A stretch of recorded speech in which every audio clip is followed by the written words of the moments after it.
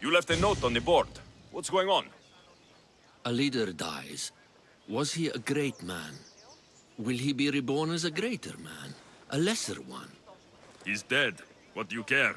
I am not entirely welcome at the temple because of my questioning. I'd send an offering to the priestess if someone would go on my behalf. And you'll pay me to deliver it to her. You got it. The job will be finished once it arrives. I'm in. You'll be just what I need. We're done here.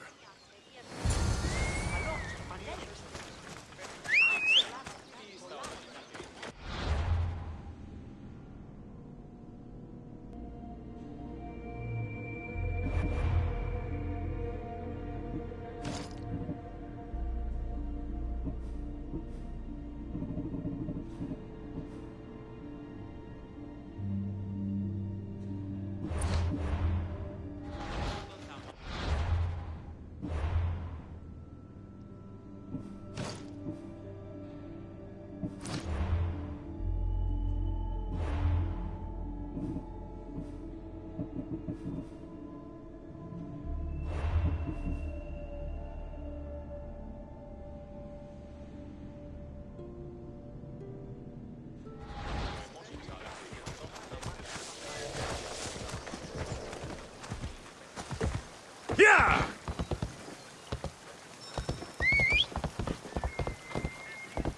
Yeah!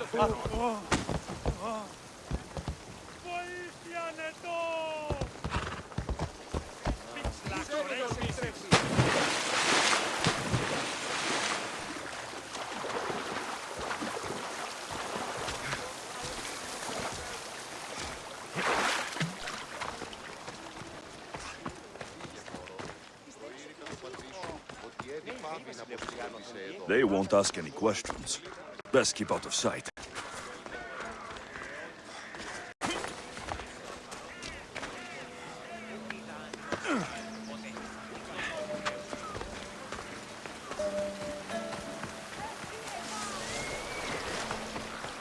Οι χαρακτήρες εν τες τραγωδίες προαιρούνται του ύψους της διανύης.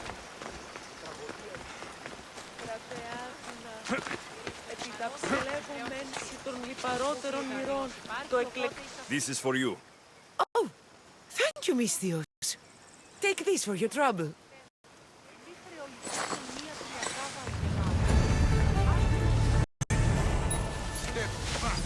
This is a risk. Don't go too far. This won't take long.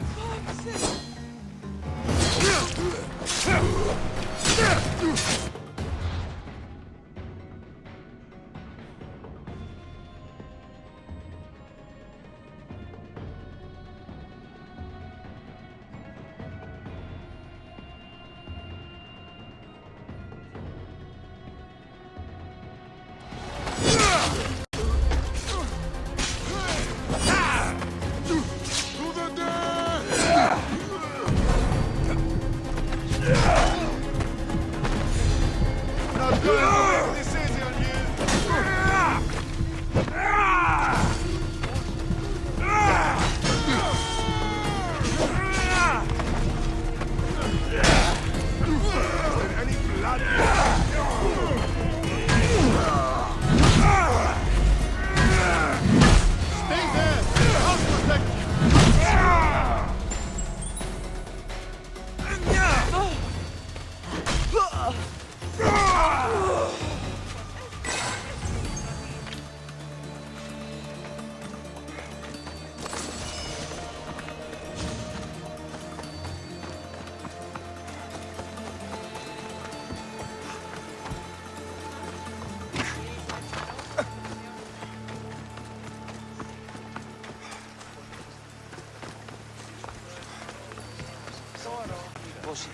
πολυλόγων και κόρων.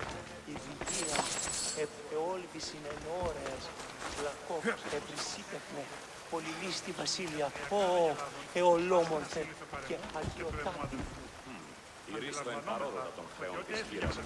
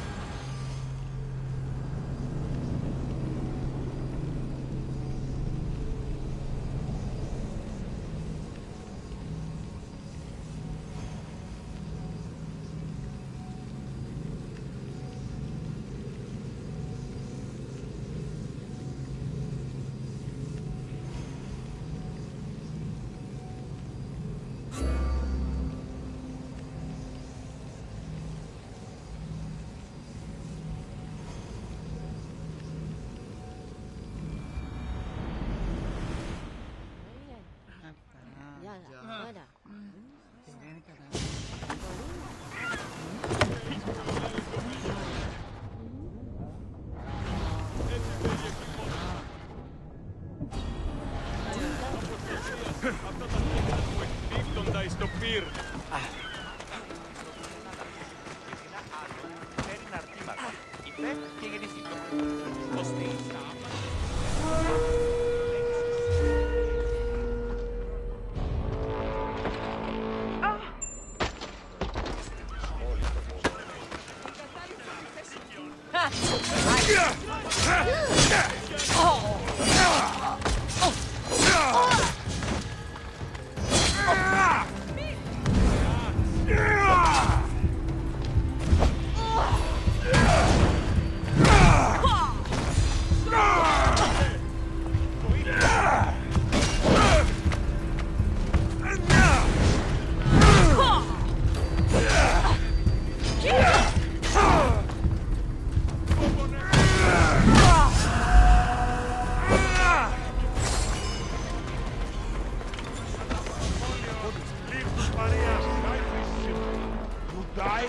I get the reward. Πού κέρνω τη δίτρατη.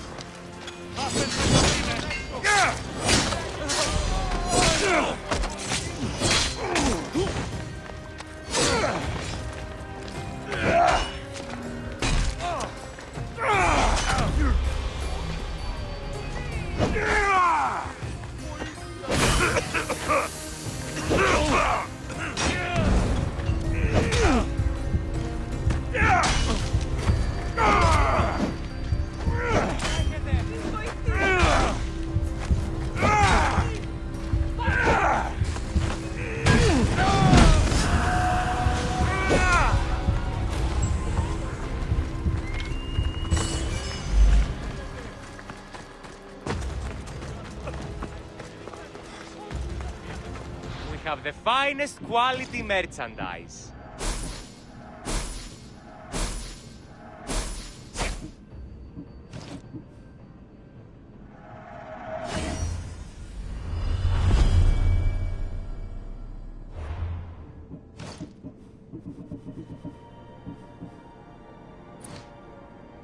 Please ask for anything you need.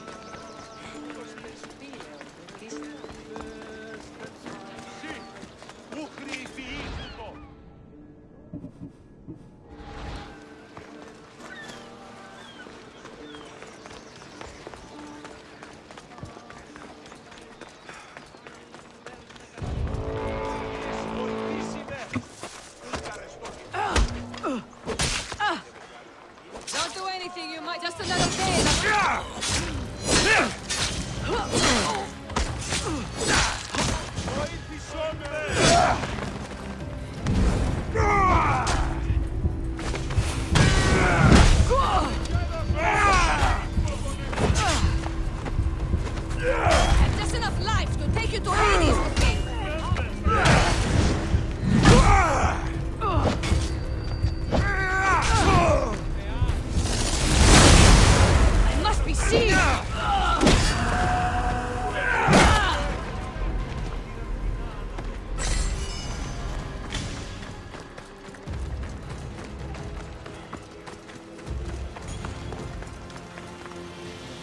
Is there something you need?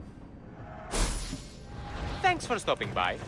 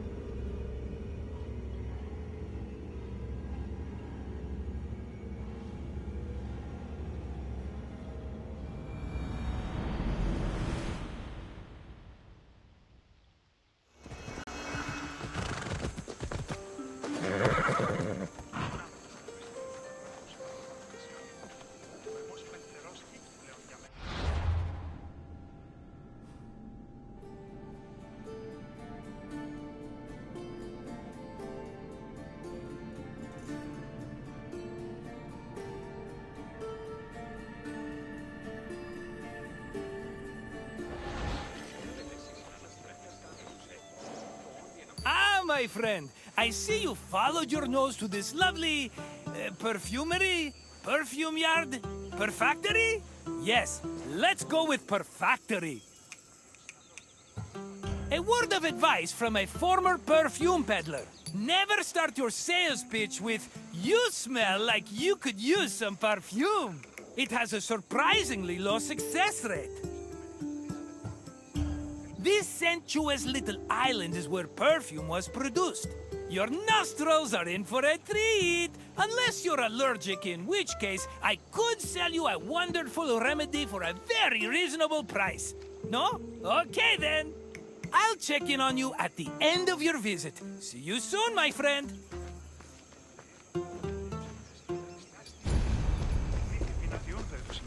I'm busy right now, my friend. Come talk to me later.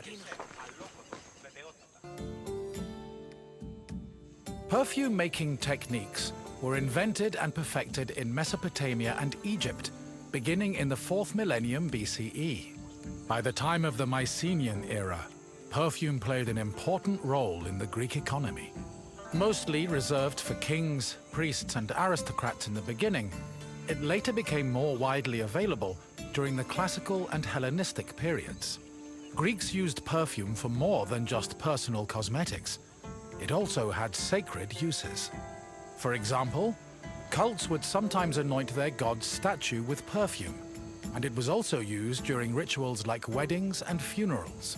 Food and wine could also be scented with perfume to add to a meal's presentation. The art of making perfume was part of medicine and pharmacology, and physicians devoted entire books listing the best perfume recipes. Ήκουσα την ευήθιαν ταύτην και το πρώτερ. Μέληση την περί επιδαύρου.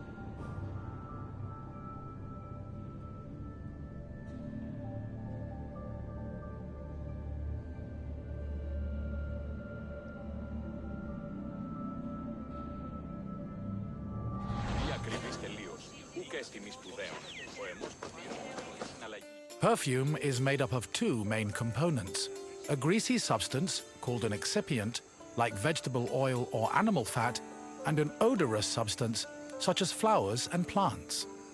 For ancient Greeks, the most common excipient was olive oil. According to Theophrastus, however, the most valuable oils were those extracted from nuts in the Syrian and Egyptian deserts. The odorous ingredient could be taken from a variety of sources. These include flowers like roses or lilies, herbs like oregano, spices like saffron, resins like amber, and leaves from plants. Some fragrances were also imported from outside of Greece, like Indian cinnamon and Syrian frankincense. These exotic scents were considered exceptionally precious.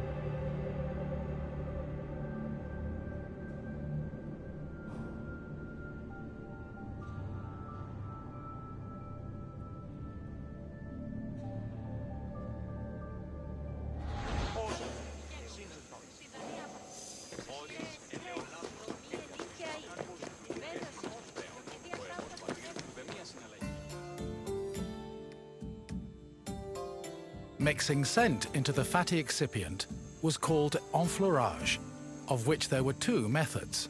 If the flower being used for the scent was fragile, the preferred method of extraction was cold enfleurage, which required an oil-soaked cloth. First, the cloth was rubbed against the flower's petals, saturating the oil with the scent. Then, the cloth was pressed to wring out the scented oil.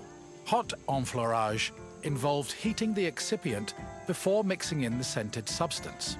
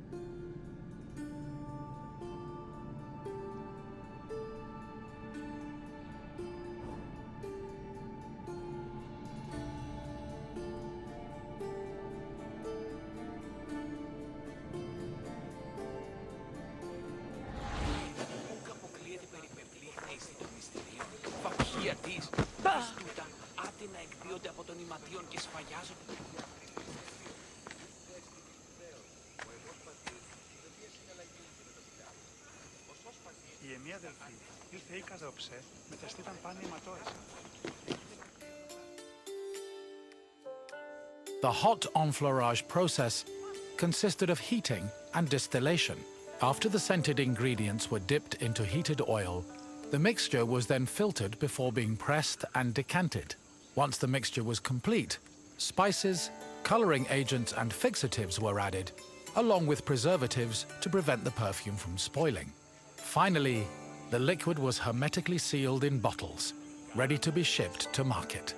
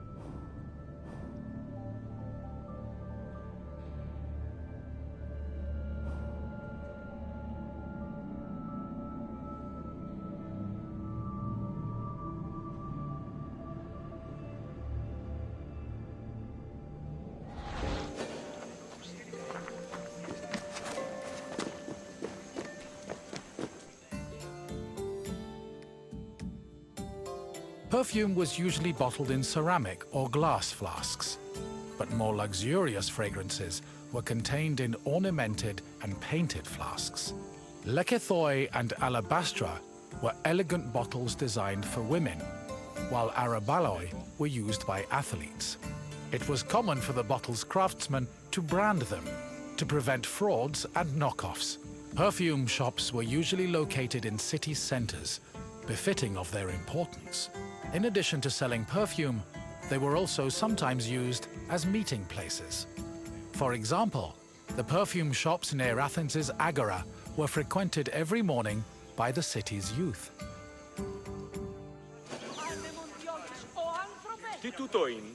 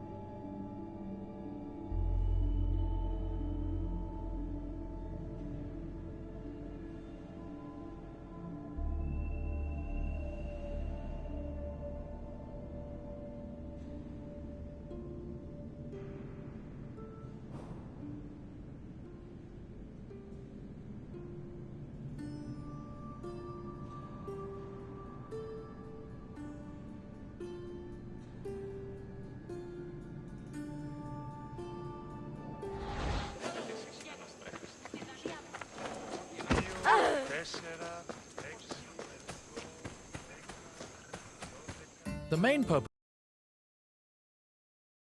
of perfume was to attract members of both. We can trace this practice back to a scene in the Iliad. The main purpose of perfume was to attract members of both the opposite and the same sex. We can trace this practice back to a scene in the Iliad, where Hera used perfume to seduce Zeus. Similarly, hymns about goddesses like Demeter and Aphrodite always mention their pleasant smell, further solidifying the belief that scent and seduction went hand in hand. However, perfume was also a mark of social status. Athletes covered themselves in perfumed oils during their training and at symposia, and citizens were judged based on how anointed, shiny, and perfumed their bodies were.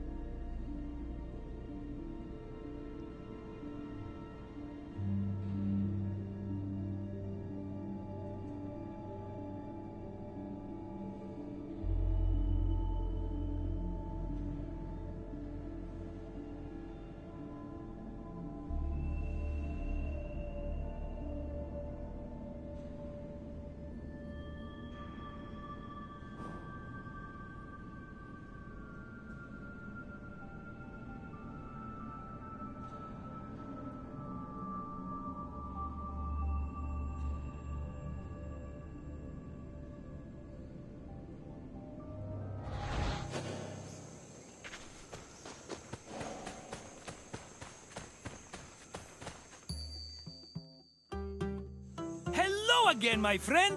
I hope you see now how important perfume was, not only for aesthetic purposes, but for Greek social hierarchy. I wouldn't charge so much for my own bottles if I didn't know the value of what I was selling. What else can Marcos do for you? Good idea. Let's start with an easy question. Which of the following is an example of an excipient?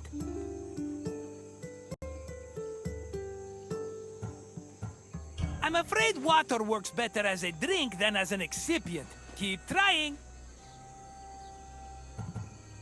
Plant leaves make great perfume ingredients, but they aren't excipients. Try a different answer. Which of the following is an example of an excipient? Flower petals can add a lovely smell to the perfume, but they aren't excipients. Try again. Yes! Olive oil makes a great excipient, and dressing, and medicine. Honestly, we pour that stuff on everything, including ourselves. And question 2. What is enfleurage? It does sound like a lovely dance, doesn't it? Unfortunately, it isn't. Try again.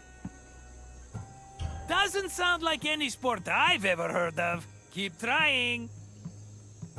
What is enfleurage? I don't think so, my friend. Try a different answer. Correct.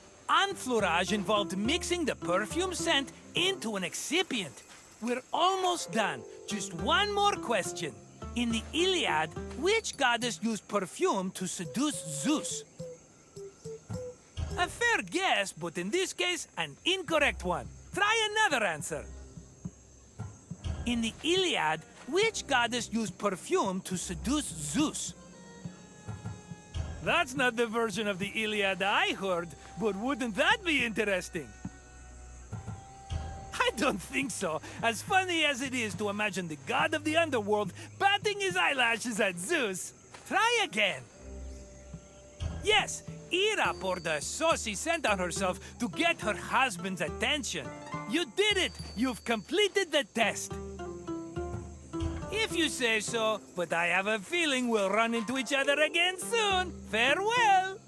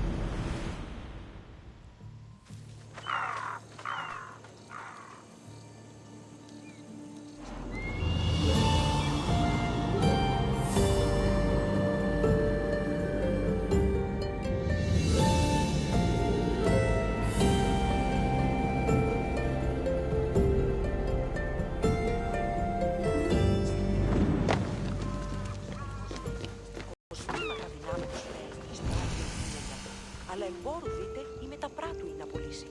Περί τίνων κοσμημάτων συμιλέγεις? Ποιος ο κίνδυνος? Σκυφικόν εμπόρευμα. Πρωτίστως σκυφικόν.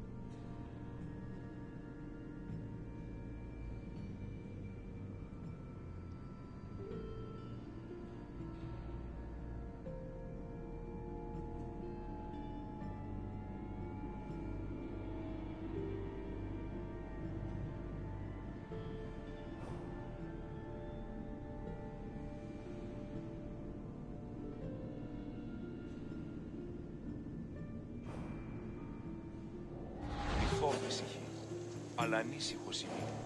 Τι ζέστιο φέρονται αυτά.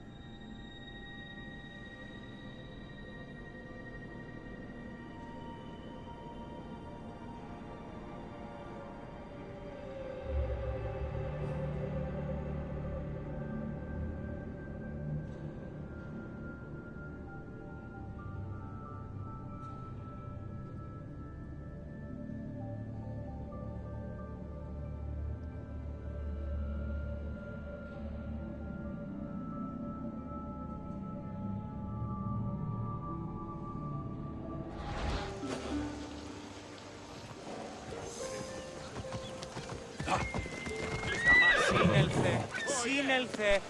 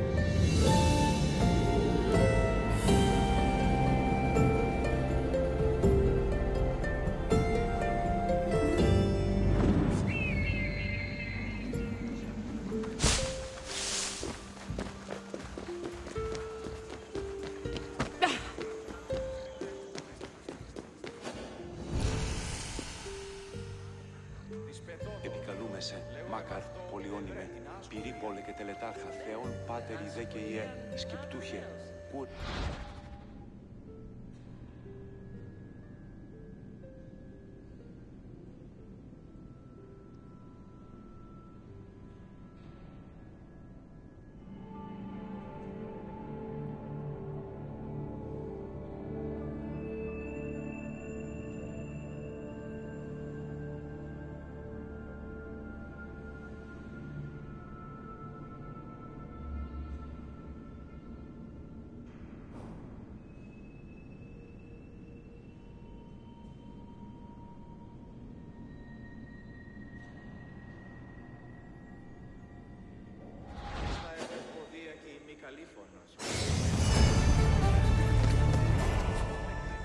Μεγαλώνει με θεά, αλλά ό,τι με τεχνώνει την πολύ ολβέ.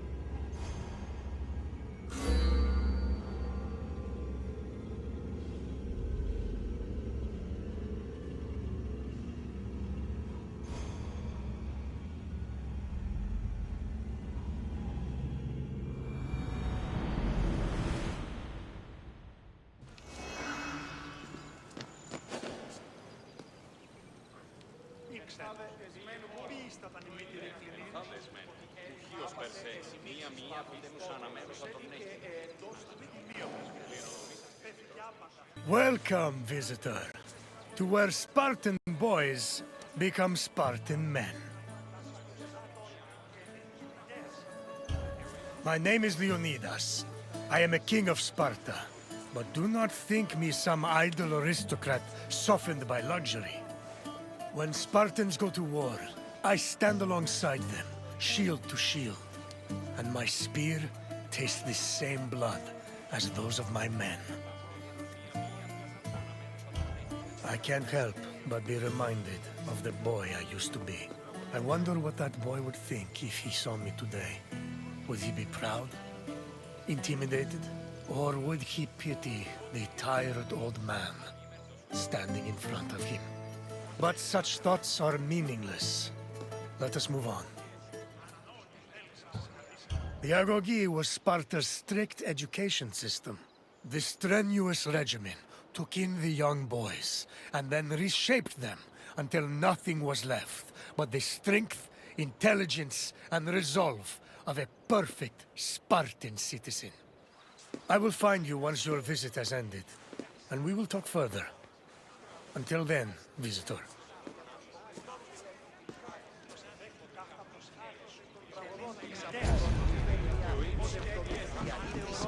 Go. We will talk later. Go. We will talk later.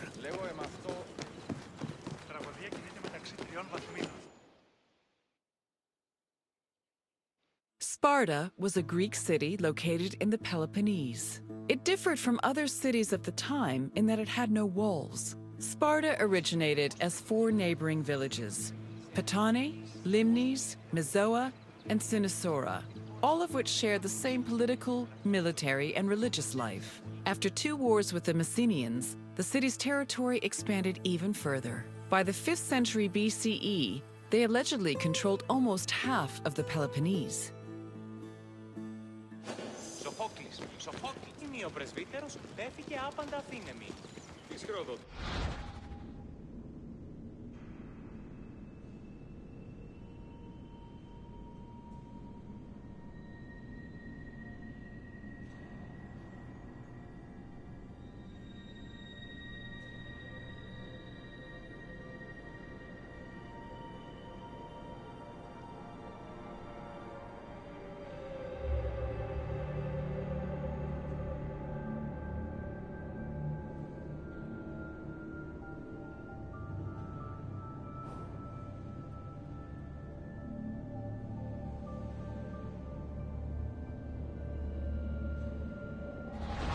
Προσεδέχθη ταύτα προς χάριν σου και νυν τη μητέα, σύ.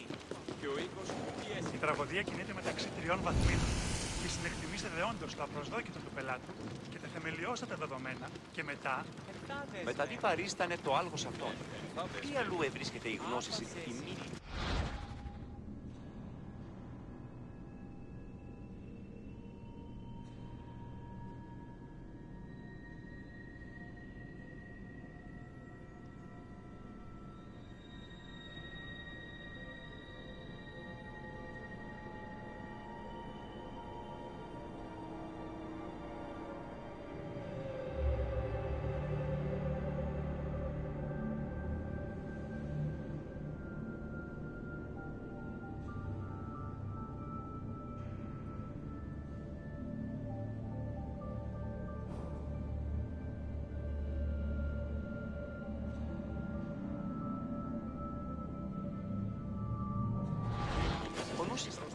Και λέγεις μειός φερξένο.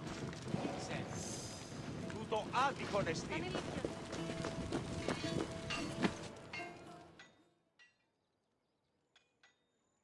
The Agoge was the military training and education program undergone by Sparta's male youth. Grooming men for war was one of the city's main priorities. Boys began their training at the young age of 7 and completed it when they were 30. It has been said that Spartan infants were inspected for weakness shortly after birth. If they were deemed too sickly, they were thrown into chasms. However, this information remains unproven. The healthy boys were considered suitable for training. When they came of age, they were removed from their families and were placed into service of the state. Their education included subjects like reading, writing, and even music, but was mostly focused on tough military exercises meant to turn the boys into efficient soldiers. The Agoge was divided into 3 cycles. One for boys aged 7 to 12, one for adolescents aged 12 to 20, and one for men aged 20 to 30. Each cycle included different exercises for refining the body and mind.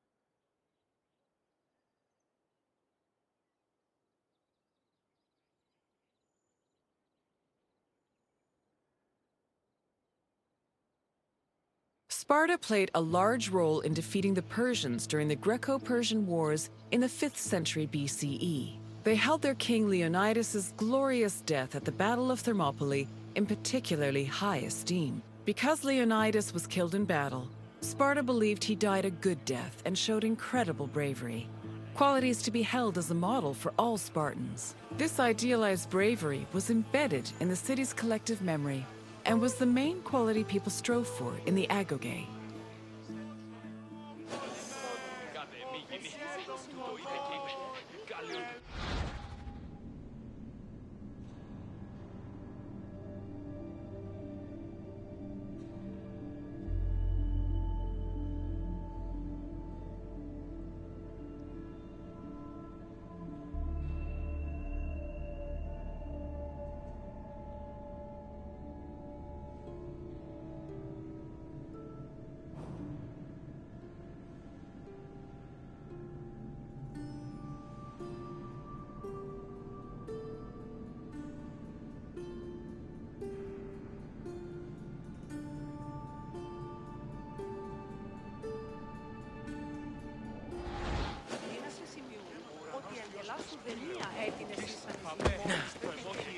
Εξέπνευσε.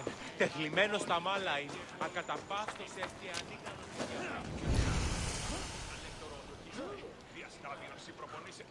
Εγώ προγυμνάζω ενορνήθη. Και τι το πάλε. Προγυμνασίες λιπαρούχοι.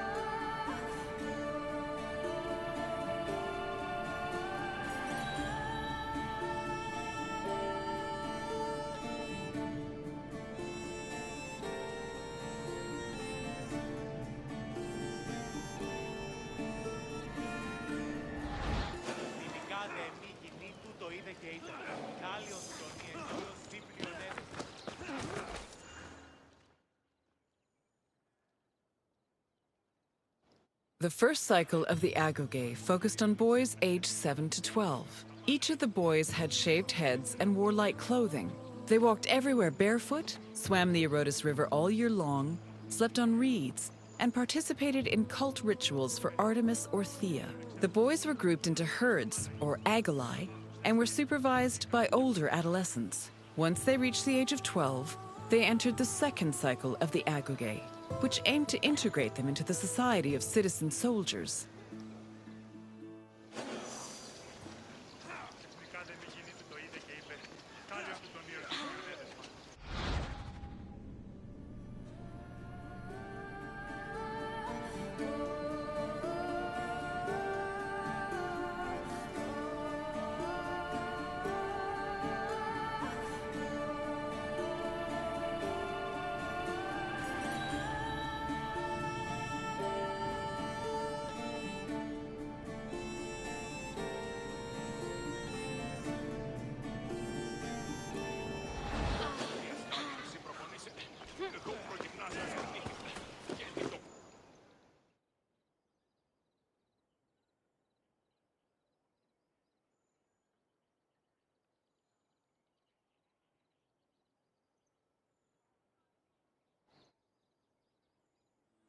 The Agoge's second cycle included boys aged 12 to 20. When they reached the age of 20, the young men were dubbed Erinyes and could officially serve as hoplites in the Spartan army. Until the age of 30, Spartan men lived in communal mess halls called Siskenia. From the age of 22 onward, they were permitted to start a family, but 30 was viewed as a more appropriate age to get married. Spartan men served in the military until they turned 60, when they were designated as elders, or gerontes. However, many were known to continue serving anyway, such as King Archimedes III, who fought in the army until he was killed in battle at the age of 62.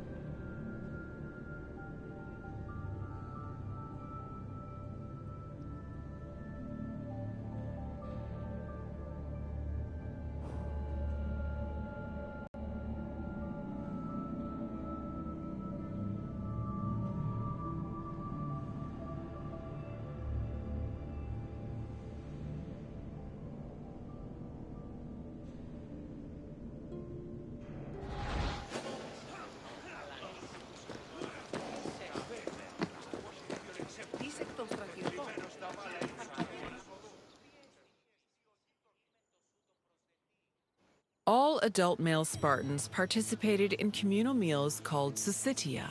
The attending Spartans contributed different kinds of food on a monthly basis, in addition to a small sum of money to pay for meat. Each man was entitled to one portion of a meal, with the exception of the kings, who received 2 portions. Syssitia attendance was mandatory for every Spartan fortunate enough to be part of the group. The meals had great political significance. According to Xenophon and Plutarch, the syssitia was designed to foster a sense of equality between citizens. It also demonstrated the self-restraint and moderation of Spartan society. But in reality, the syssitia only increased the differentiation between the rich and the poor. Those who could not afford to contribute to the communal food not only missed their meals, but also lost their right of citizenship.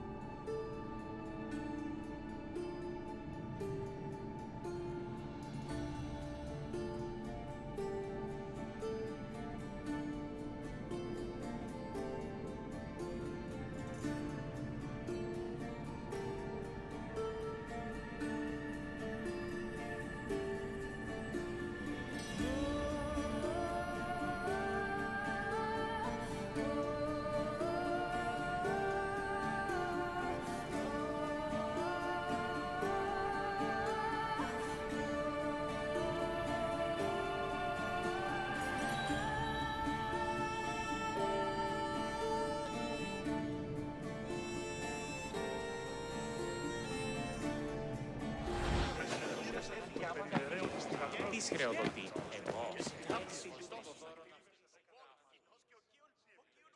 Your tour has ended. As you have seen, the Arogi was not for the weak or faint of heart, but it did its job in producing skilled warriors and shrewd citizens. What else would you like to do? So you think you are ready for a test? Very well. Let us see how you fare. First, a simple question. The Agogi was made up of how many cycles? No, but I am sure it felt like one very long cycle to some of the boys. Try again. I'm afraid that is not correct. Keep trying. The Agogi was made up of how many cycles? No, that would be too much time spent teaching and not enough spent living. Try another answer. Correct. The Agogi was divided into 3 cycles. One for boys aged 7 to 12, one for adolescents aged 12 to 20, and one for men aged 20 to 30. Next question. How many meal portions were kings entitled to at Syssitia? No, although that was the allotted food for most Spartan citizens. Try again. How many meal portions were kings entitled to at Syssitia? Don't be ridiculous. How can a Spartan king go to war if they cannot even lift themselves from their throne? Try another answer. No, it wasn't wise to deny a Spartan his meal. Keep trying. Yes, Spartan kings had the right to double portions. One final question. When were Spartans allowed to grow mustaches?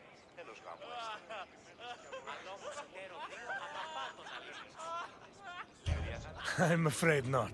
We Spartans are impressive, but not even we can force facial hair at such a young age. Try another answer. When were Spartans allowed to grow mustaches? True, Spartan elders had freedom to grow facial hair, but they were allowed to do so long before reaching 60. Keep trying. Yes! Once a Spartan man was over 30, he was allowed to adorn his face with a glorious display of manhood. Impressive, visitor. You should be proud. So, correct. What? No, though men were allowed to grow their hair long at this age. Try again. Safe travels, visitor. Your tour has ended. As Τι χρεοδοτεί?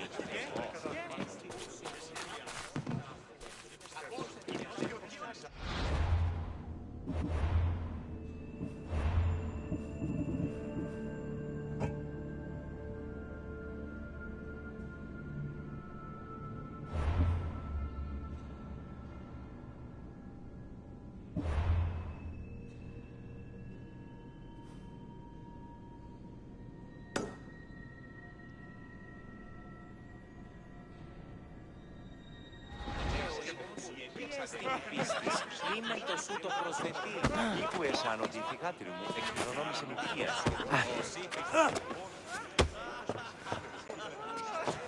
Τους εκτελτάσει ήθινες πλέον. Συστήσονται επί αυτού εμείς.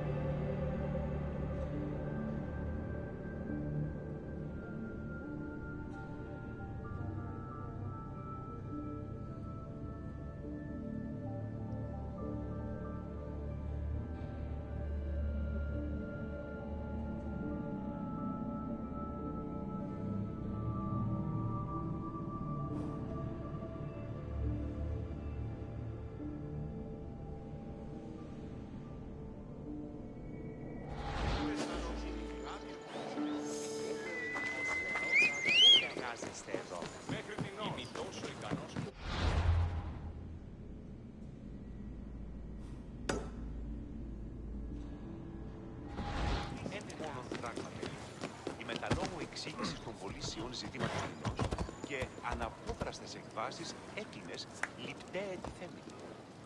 Η τραγωδία κινείται μεταξύ τριών βαθμίδων. Δι συνεκτιμήσε δεόντως το απροσδόκητον του πελάτου και θεμελιώσετε τα δεδομένα και μετά... Μεταδεί παρίστανε το άλλο σε αυτό. Τι αλλού ευρίσκεται η γνώση σε κοινή πάρεξη ότι ο ελεύθερος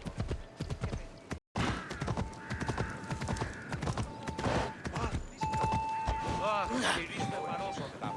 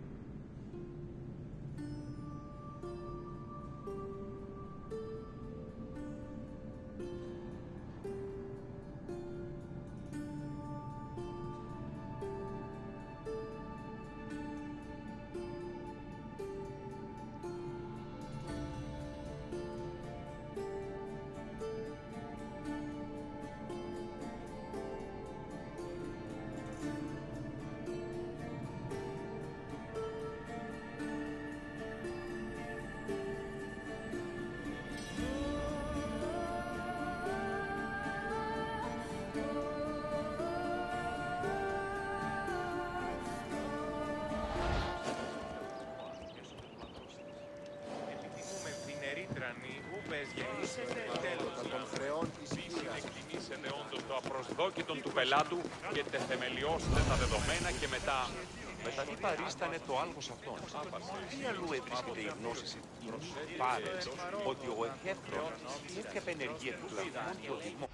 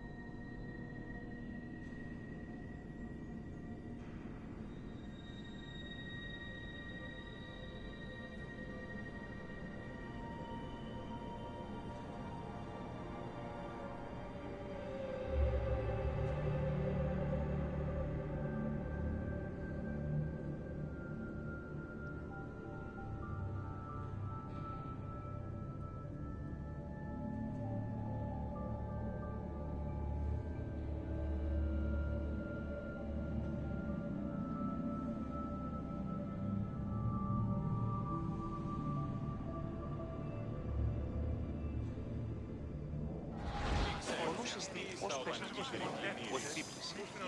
Μια τριακάδα για λάδο.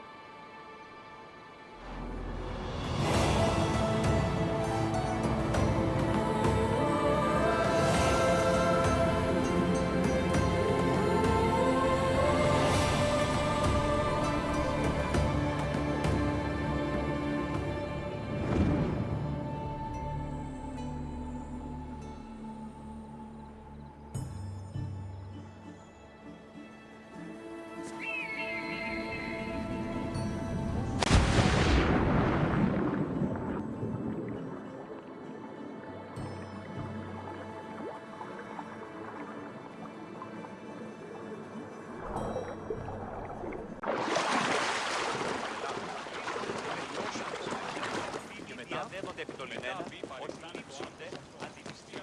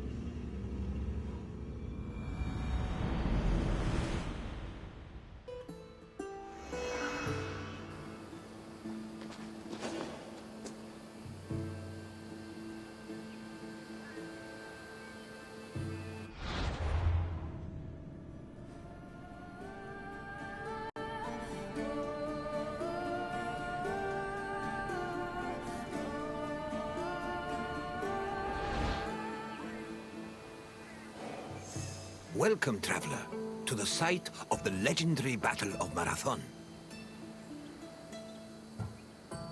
It's truly incredible that such a small place would have such tremendous significance. But then again, even the tiniest pebble can send ripples through the water. Marathon was the location of one of the greatest battles in Greek history. It was here where Athenians made a stand against the might of an imposing Persian fleet. Your visit will take you through the causes of the conflict, the battle itself, and its far-reaching consequences. I will see you again once you're through. Farewell for now.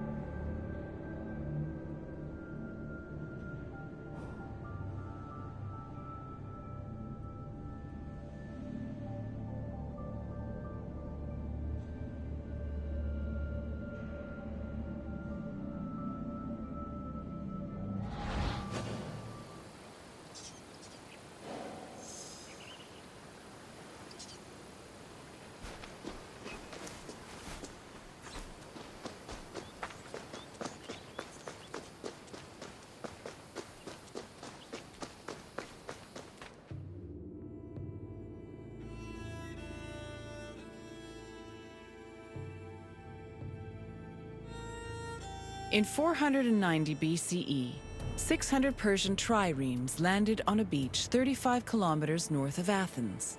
Standing in their way were 11,000 hoplites led by the prestigious Athenian general Miltiades.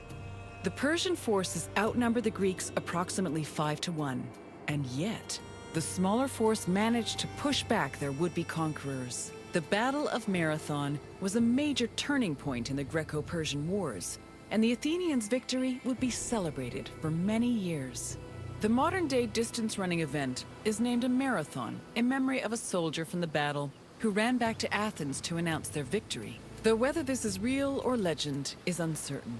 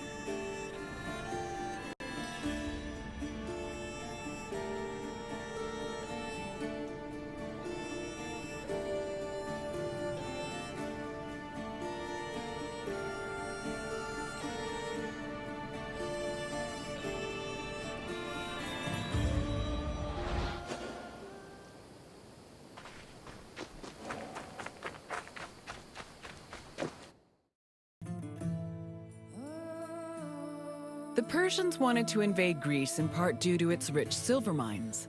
In 545 BCE, they came closer to this goal after their victory over Croesus, the king of Lydia. The victory forced some Greek populations in Asia Minor to surrender and gave the Persians a solid foothold to carry out a large-scale invasion. In 494 BCE, the city of Miletus revolted against its Persian rulers. They were aided by Athens and the nearby city of Eretria, and even burned down an important Persian temple. The Persian king Darius was enraged by their sacrilege, and in 491 BCE, sent messengers to the Greek cities demanding their submission. Athens and Sparta killed the Persian messengers, goading Darius to invade. The Persians began their attacks, first capturing the city of Naxos and enslaving its inhabitants, then taking the city of Eretria. Filled with confidence from their string of victories, the Persians set their sights on Athens.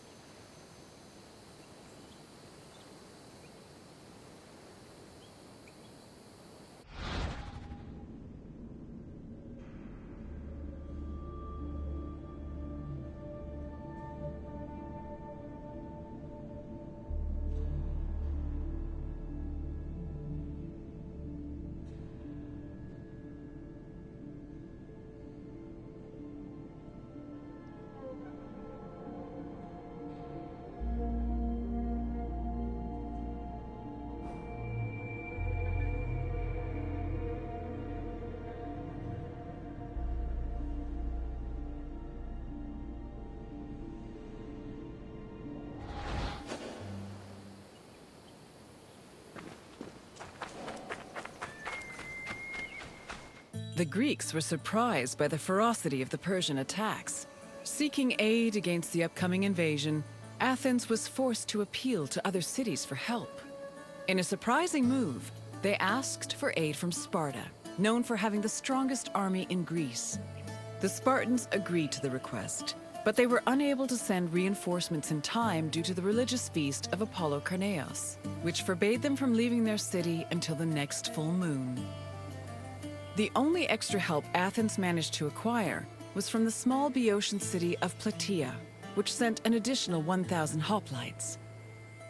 This was the first time in Greek history that their entire civilization was under attack from an external invader. Despite sharing the same language and same religion, Greek city-states had often warred amongst themselves. The Persian invasion was the first time they realized the necessity of collective action to ensure their survival.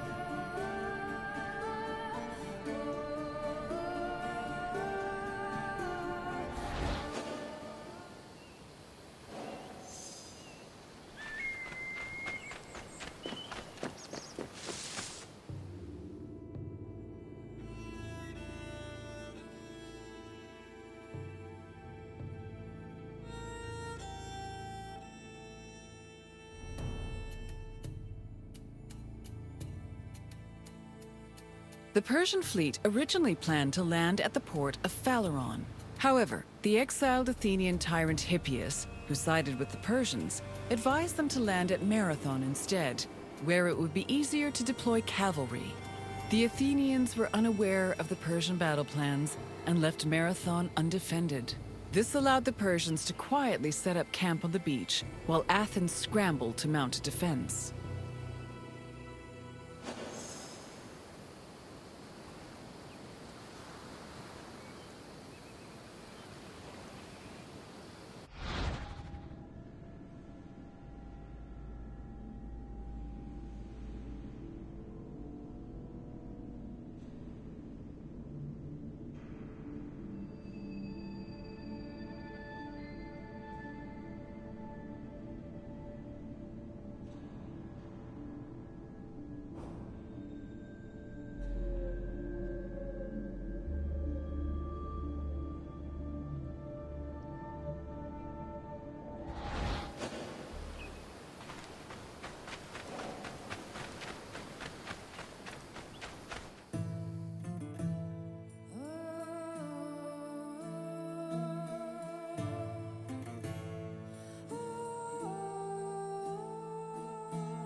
The Persians' overwhelming numerical superiority forced the Athenians to get creative with their defensive strategy. The city sent 10,000 hoplites, along with the extra 1,000 Plataean reinforcements, to a hill located above the Persian encampment. Once in position, Athenians had to decide whether to wait for the Persians to attack or to strike them first. Athens' strategists believed the former option was better, but the general Miltiades believed a first strike was more advantageous, as the Persians had their backs to the sea. In the end, Miltiades' opinion prevailed, and the Greeks made their move.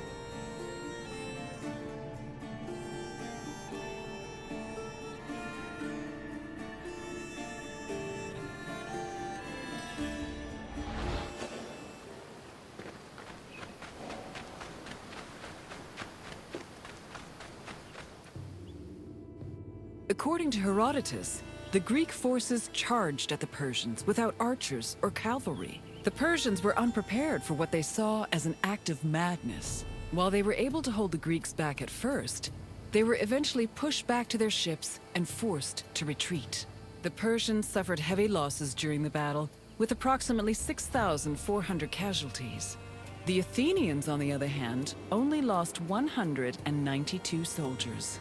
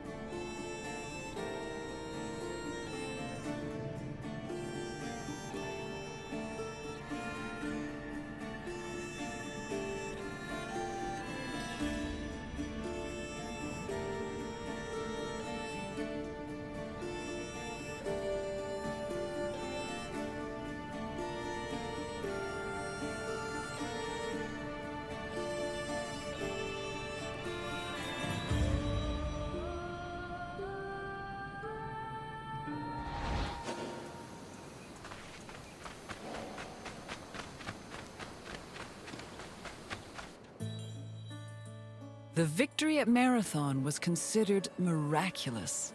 The Greeks attributed this miracle to the appearance of legendary heroes who they allegedly saw return from the dead to fight at their side in defense of the city. For example, several Athenians swore they saw the mythical king Theseus take up arms at Marathon, a scene which would later be depicted in Athens' Agora. Similarly, some hoplites attested that Heracles appeared at Marathon, clad in his lion's skin and wielding a club. The supposed appearance of these heroes helped elevate the Battle of Marathon to a legendary status among the Greek people.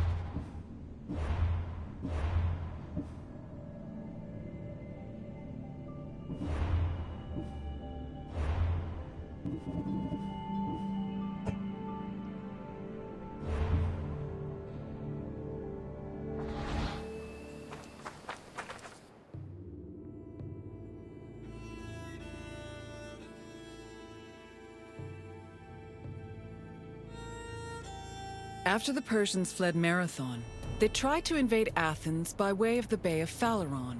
However, this gave the Athenians time to return to their city and mount a proper defense. Fearing further losses, the admiral of the Persian fleet called off their attack, and the Persians returned to their empire. Darius was furious at the campaign's failure and decided to seek vengeance in a retaliatory expedition from both land and sea. Meanwhile, Sparta begrudgingly congratulated Athens on their victory.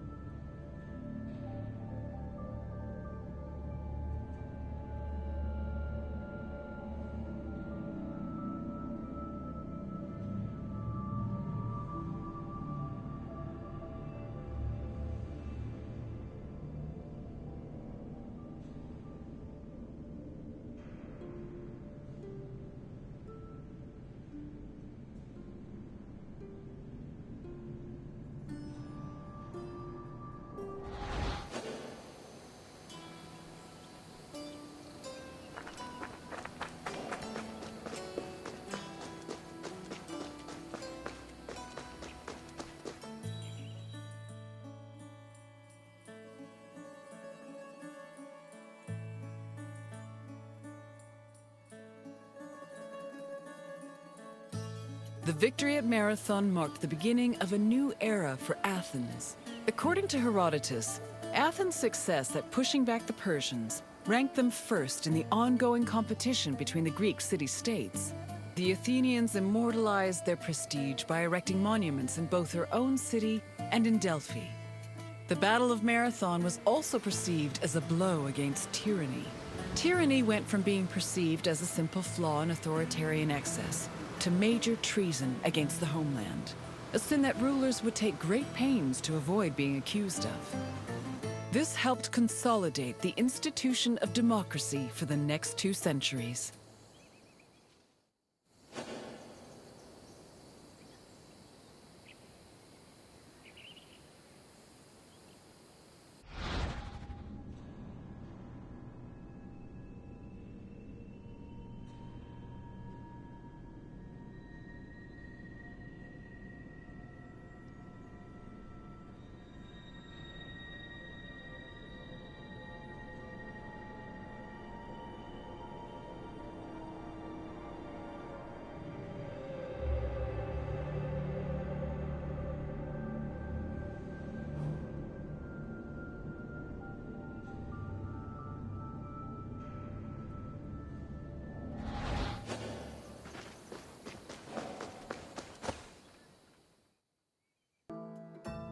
I hope you enjoyed this look into the famous Battle of Marathon. It was not only a major turning point in the history of Athens, but also for all of Greece. Its repercussions would be felt for many years to come. Is there anything else you'd like to do? Of course. Let's start with a simple question. Which Athenian general led the Greek forces at Marathon? Leonidas was a Spartan warrior king and would not have led an army of Athenian soldiers. Try again.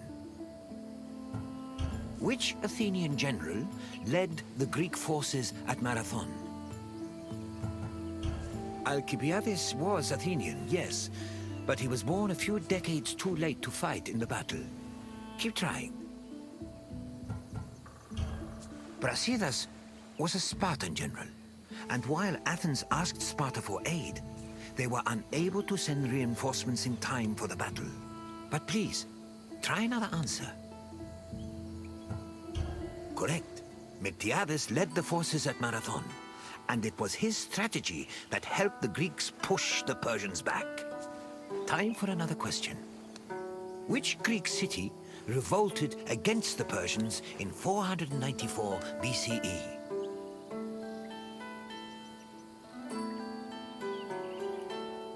No, I'm afraid Naxos was taken by the Persian fleet on their way to Athens. Try another answer. Which Greek city revolted against the Persians in 494 BCE?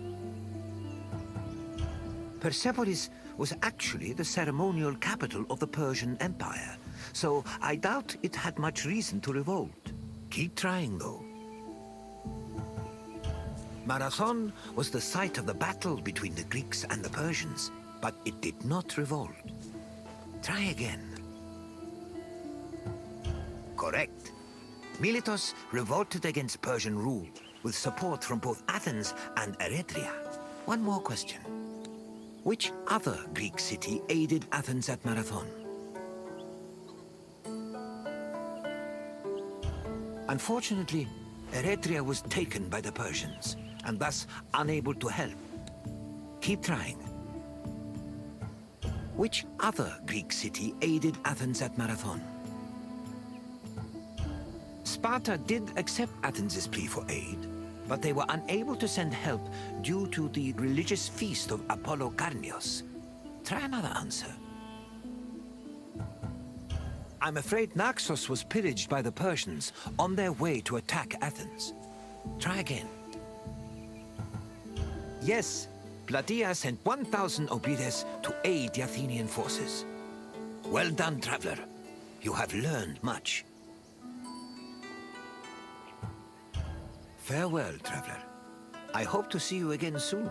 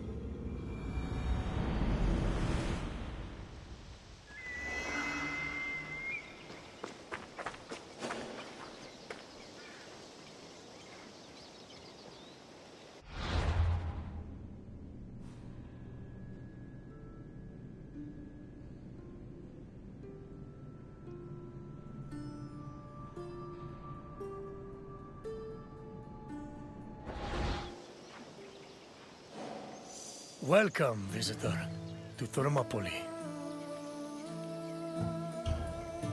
Thermopylae stirs many feelings in my heart. Rage at the Persians' arrogance.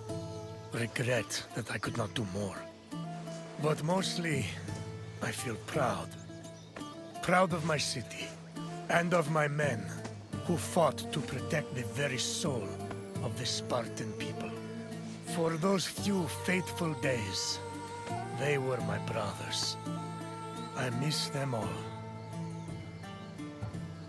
Thermopylae was where a courageous group of Spartans stood amongst other Greek soldiers and held off the forces of King Xerxes, the Persian. When you're done, find me and we'll speak more. Go. We will talk later.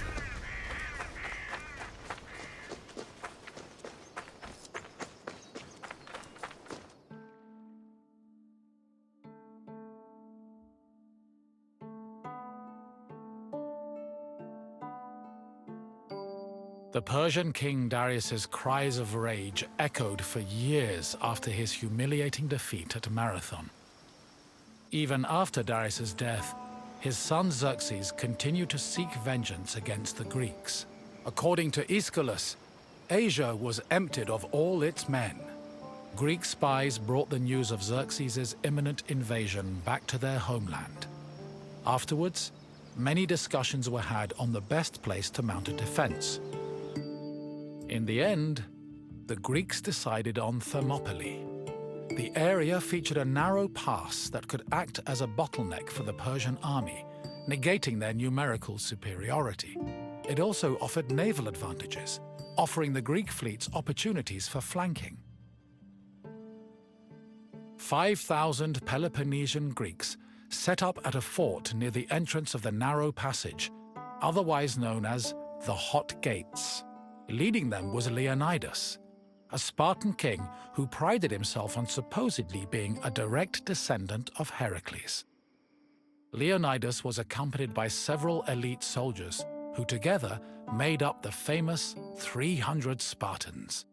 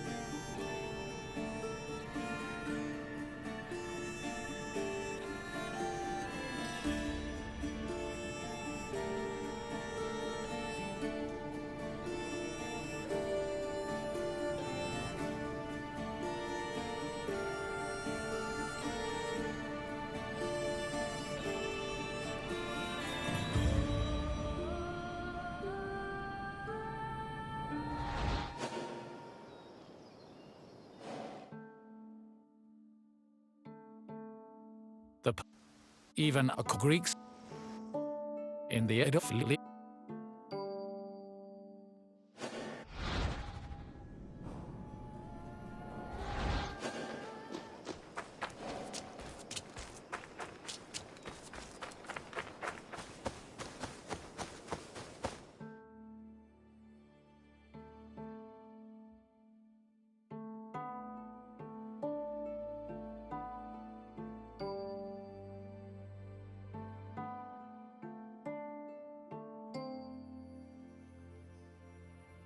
The Persian army arrived in the summer of 480 BCE, preceded by a flood of rumors regarding their strength and numbers. It was claimed they consumed 6,000 tons of wheat every day, and that they dried every river and brook they passed to quench their near insatiable thirst.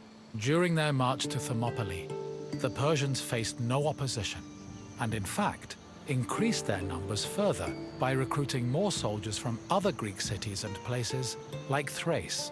According to Herodotus, the last count of the Persian fleet was numbered at 1,207 boats, mounted by approximately 240,000 men. He estimates the land army, meanwhile, was made up of more than 1 million men. The Greek forces at Thermopylae were heavily outnumbered.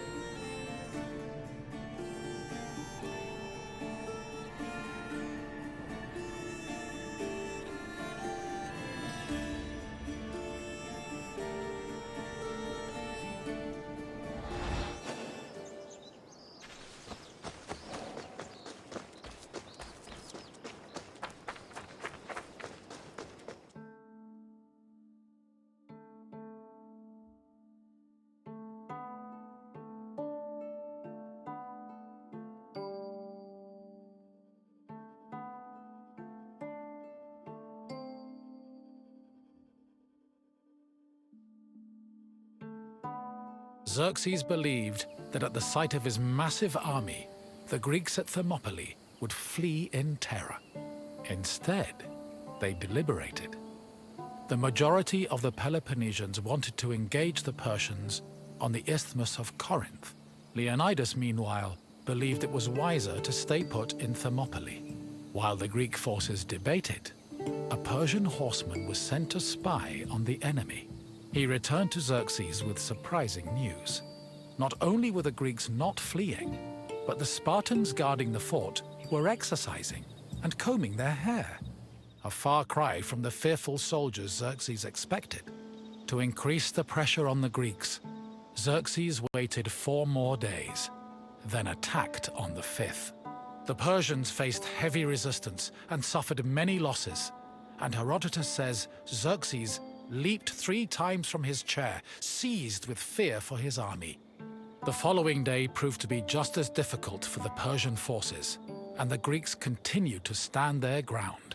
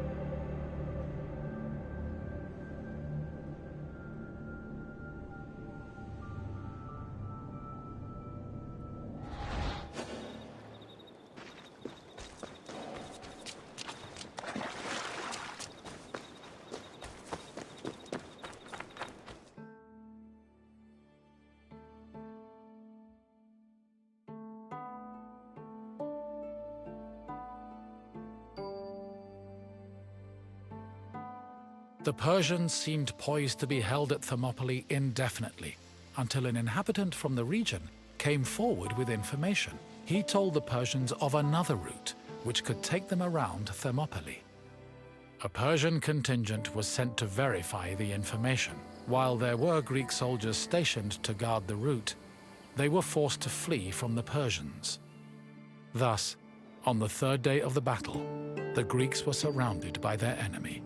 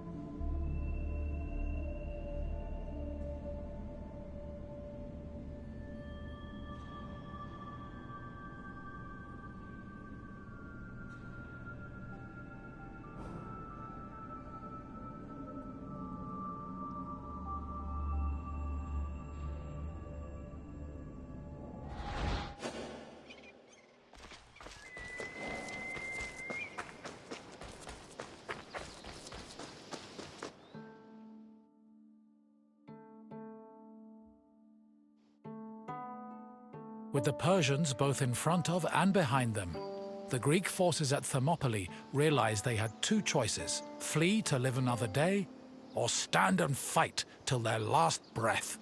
Most of the Greeks chose the former option, but some stayed, including Leonidas and his 300 Spartans. For the Spartans, dying a glorious death was one of the highest honors they could achieve. The few members of Leonidas's Spartans who did not participate in the last stand at Thermopylae felt that they had missed an opportunity for honor and either committed suicide or continued living under the mockery and disgust of their fellow citizens. The Spartans' last stand was not only for glory, though. Had they not held off the Persians, the Greeks' retreating forces would probably have been cut down by enemy horsemen.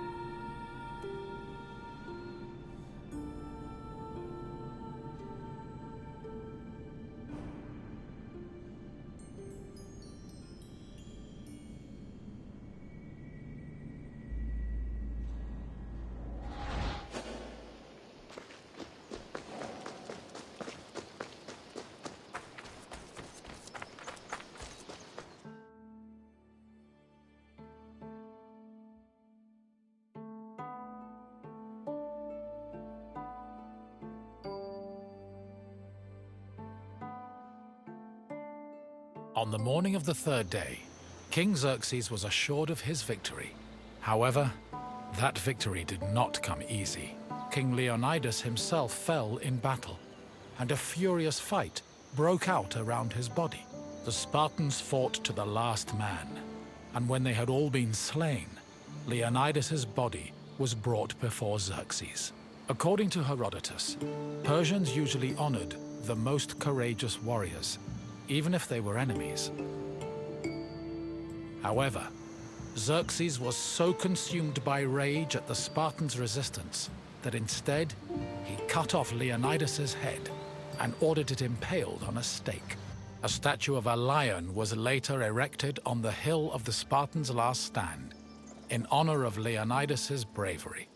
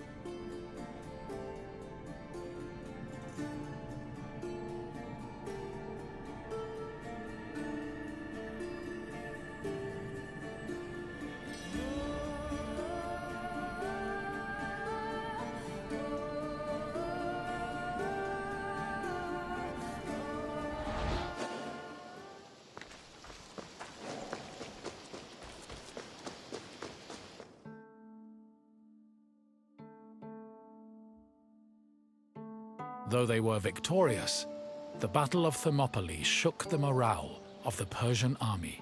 They had lost thousands of men, while Greek casualties only numbered in the hundreds, and due to the sacrifice of the Spartans, the rest of the Greek army had been able to successfully retreat and regroup. As a result, even as Xerxes set up camp at the foot of Athens' Acropolis, ready to get revenge for his father's humiliating defeat at Marathon, the Persians were more anxious than confident. They were more aware than ever that the Greeks did not fear them and were ready to die defending their land.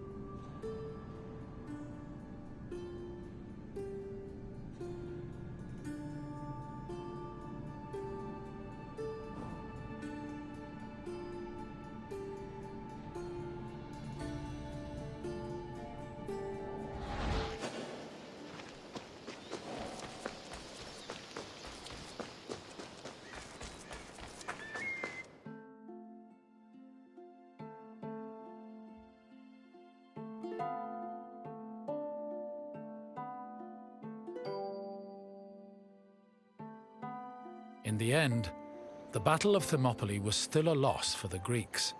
However, the battle gave the Greeks a boost in morale that carried them all the way to their decisive victory over the Persians in the Battle of Plataea in 479 BCE. With the war against the Persians finally won, the Greeks were able to honor the sacrifice of Leonidas and his Spartans with memorials and poems, forever solidifying the glory of Sparta's military prowess. The newfound respect for Sparta was noteworthy, because before the war, the city was seen as no more than a bully who forced itself into the affairs of others. Thermopylae changed the opinions of Sparta for the better, and gave them a legitimate claim to be one of Greece's most powerful and influential cities.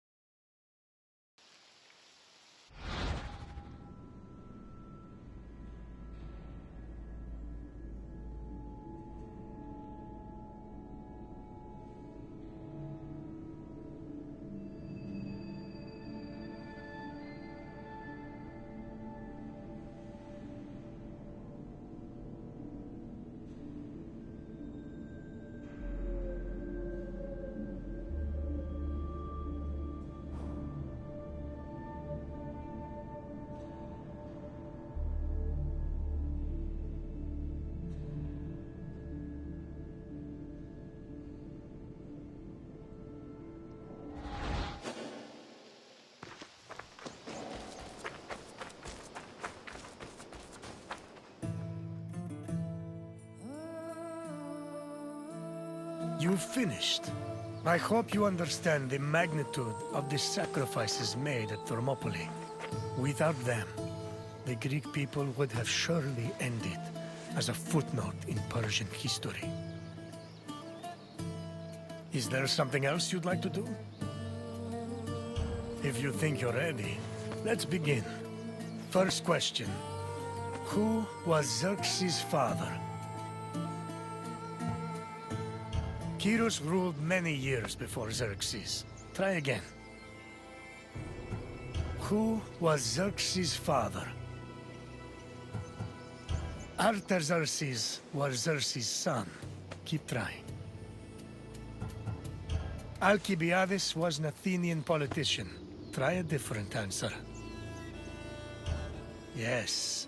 One of the main reasons Xerxes invaded Greece was to get revenge for Darius's defeat at the Battle of Marathon.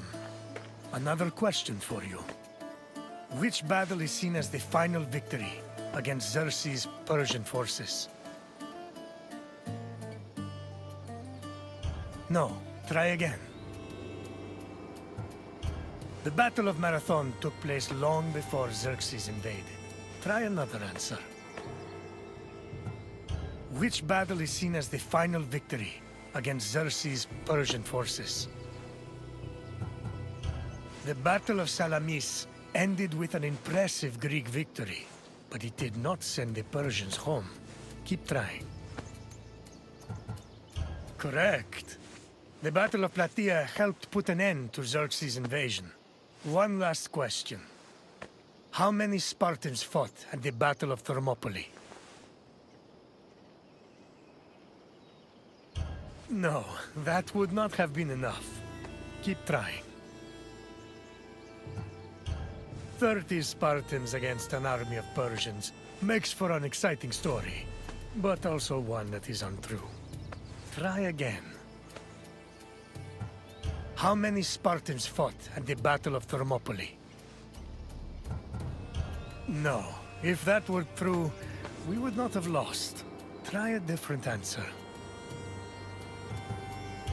Yes, 300 of us stood against Xerxes' forces. You've done well, visitor. I have no more questions for you. Farewell, visitor.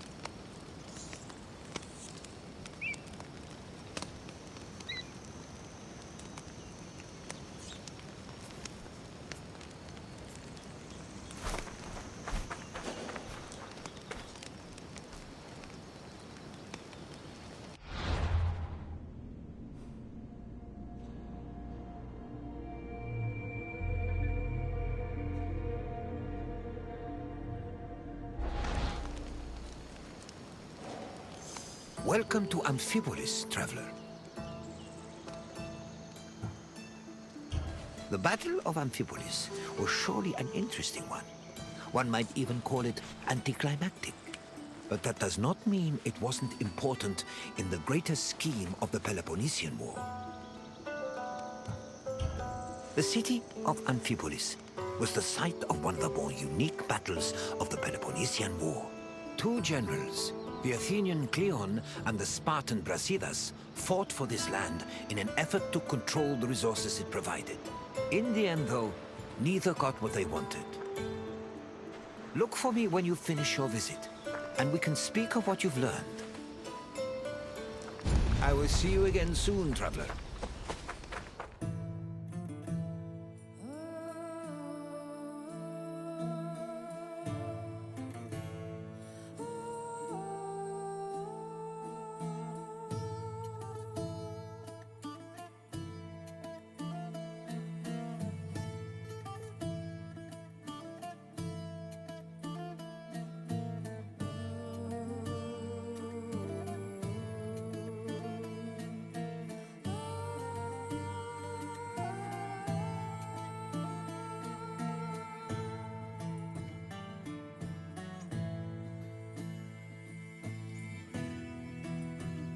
The land that would come to be known as Amphipolis was originally part of Thrace, a region inhabited by formidable semi-nomadic horsemen. Thrace was rich in gold and silver mines. It was surrounded by lush forests, making it very attractive to outside parties like Greece and Persia. By 513 BCE, Persia had managed to conquer much of Thrace. But after their defeat in 479 BCE, Athens made a play for the land. They conquered the nearby island of Thasos in 465 BCE, but the military prowess of the Thracian riders kept them out of the country's interior. It was only in 436 BCE that Athens established a solid foothold in Thrace with the founding of Amphipolis, a city on the banks of the river Strymon.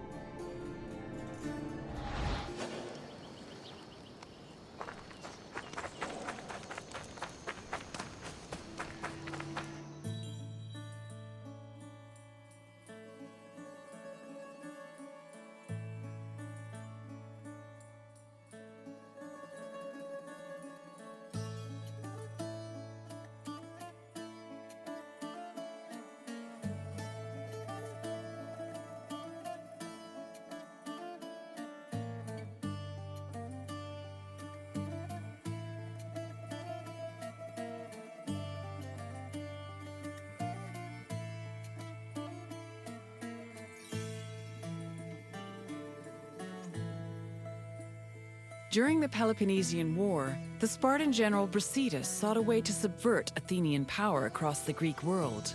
He set his sights on capturing the coast of Thrace, hoping to seize the resources the area provided. Brasidas knew that many of the Greeks living in Thrace hated the greed and brutality of their Athenian neighbors and decided to take advantage of the situation. He set off on an expedition to Amphipolis, accompanied by 1,000 hoplites and 700 helots, and arrived before the city in the winter of 424 BCE. At Amphipolis' ramparts, Brasidas announced that he preferred to take the city peacefully and promised to allow safe passage to any inhabitants who wished to leave, in addition to sparing those who wanted to cooperate. This proposal was well received by the city's residents, and he was able to capture Amphipolis without striking a single blow.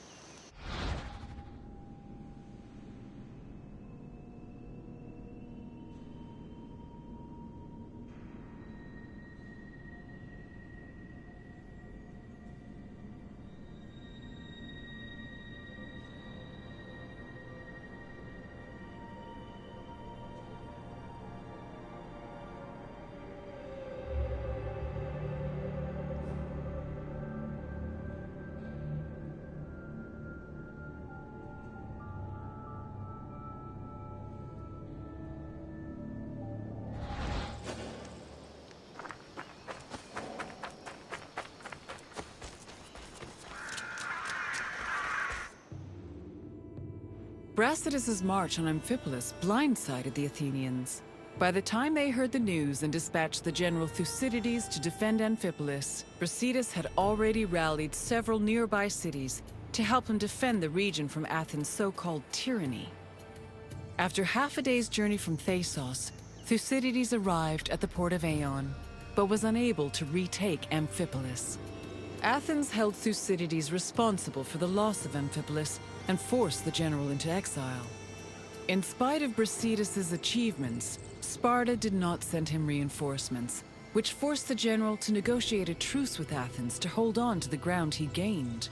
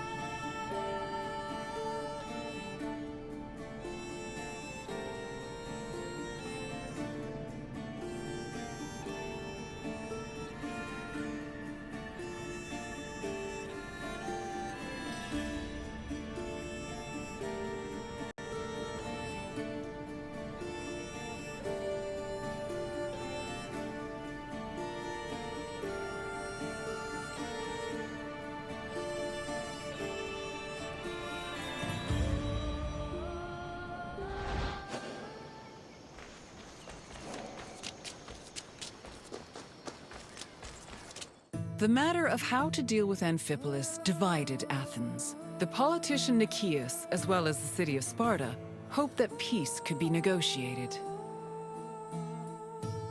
However, the popular Athenian statesman and general Cleon wanted to continue fighting the war. Indecision continued until 422 BCE, when Cleon was elected as one of Athens' strategists. This decision made it clear that the city's people were in favor of war. The truce was ended, and Cleon began his journey to Amphipolis, retaking small towns that had been conquered by Brasidas along the way. On arriving at the port of Aeon, Cleon requested troops from the king of Macedonia. He also hired several Thracian mercenaries to bolster his force's numbers. Afterwards, all Cleon could do was wait for the remainder of his reinforcements.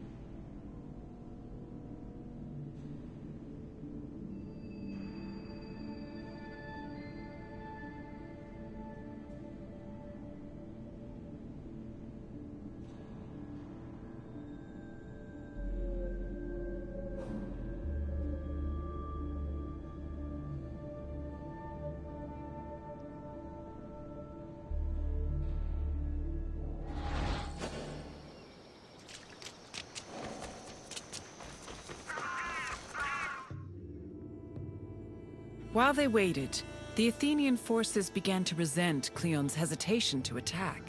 They saw him as soft and incompetent, especially compared to their opponent, Brasidas. Sensing the tension, Cleon decided to act without waiting for reinforcements to arrive. He set out from the port of Aeon to observe Amphipolis, setting up a camp on a nearby hill. To Cleon's surprise, Amphipolis appeared to be completely unprotected, with no guards stationed at the city's gates and ramparts. However, the city's lack of protection was only an illusion. Even so, upon seeing this, Cleon regretted that he did not bring wooden towers, which would have allowed him to easily recapture the city.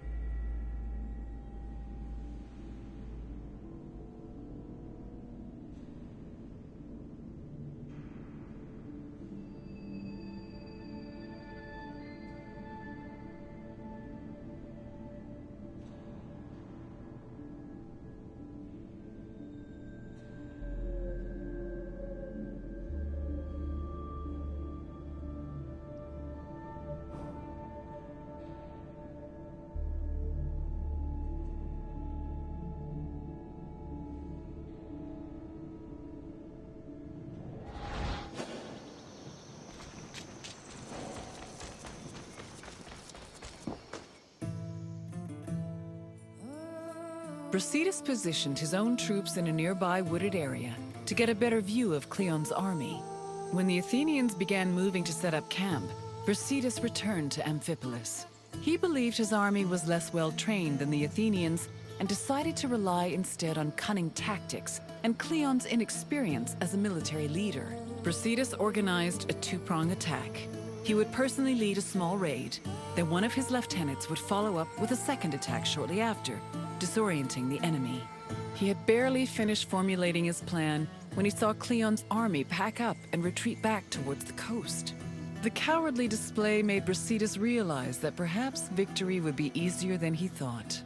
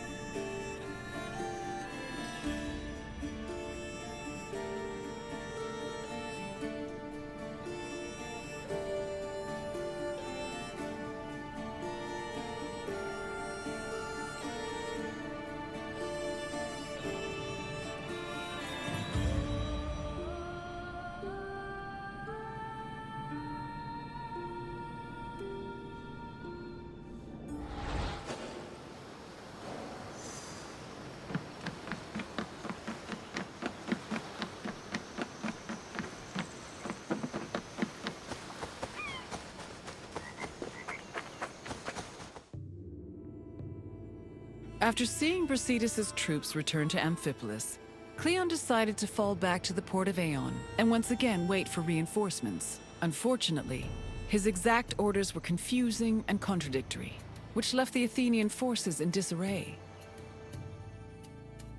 Brasidas took advantage of this confusion and began his attack. Cleon's forces panicked, which made them easy prey for the Spartans. 600 Athenians were killed, while the Spartans only lost 7 men. Cleon's remaining forces took refuge in Aeon, where the bodies of their comrades were eventually returned to them, though only after being stripped of their weapons.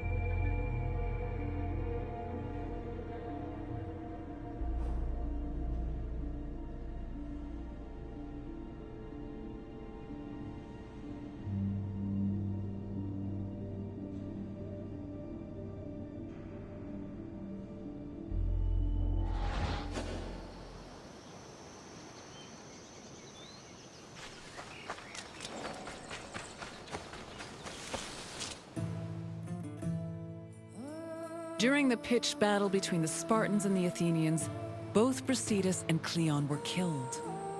The reports of their respective deaths reflect how they were perceived as military leaders. We know almost nothing about Cleon's death, other than that he was killed by a Thracian soldier. Brasidas, meanwhile, survived long enough to be taken back to Amphipolis, where he was informed of his victory.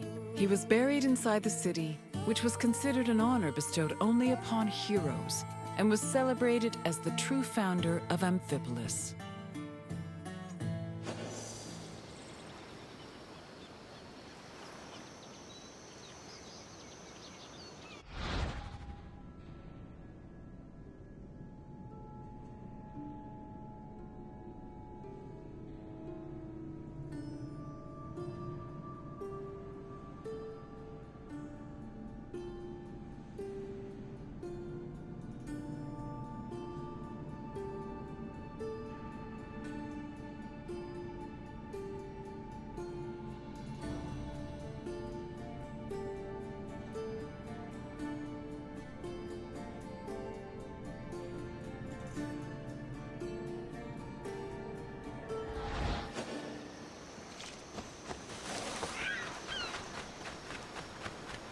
I will see you again soon.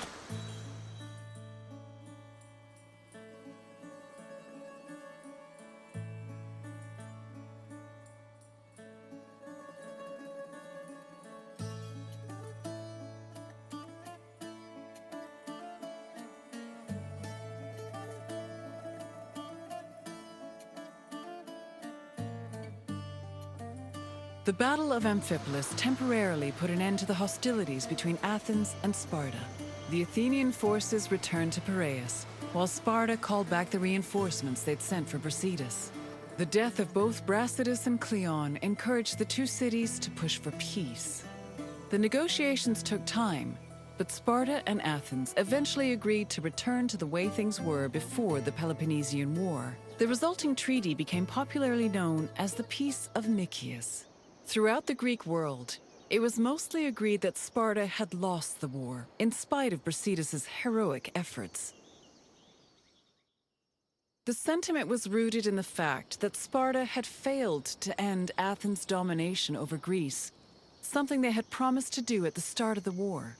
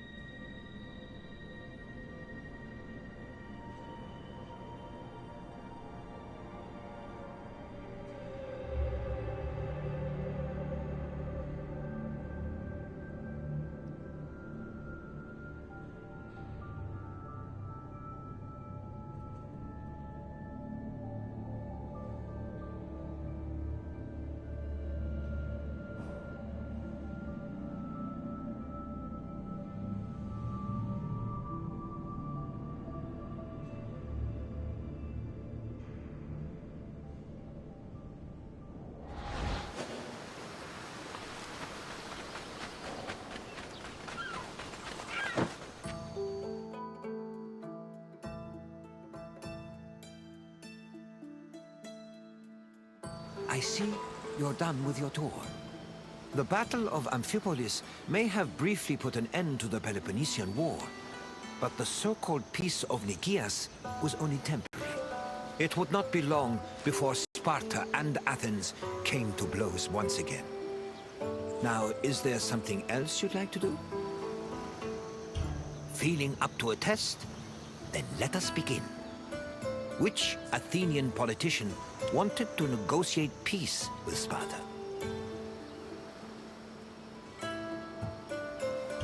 Correct. Nikias wanted to build on the truce that was negotiated after Brasidas captured Amphipolis. Now for the second question. Where did Thucydides and Cleon arrive before moving to retake Amphipolis?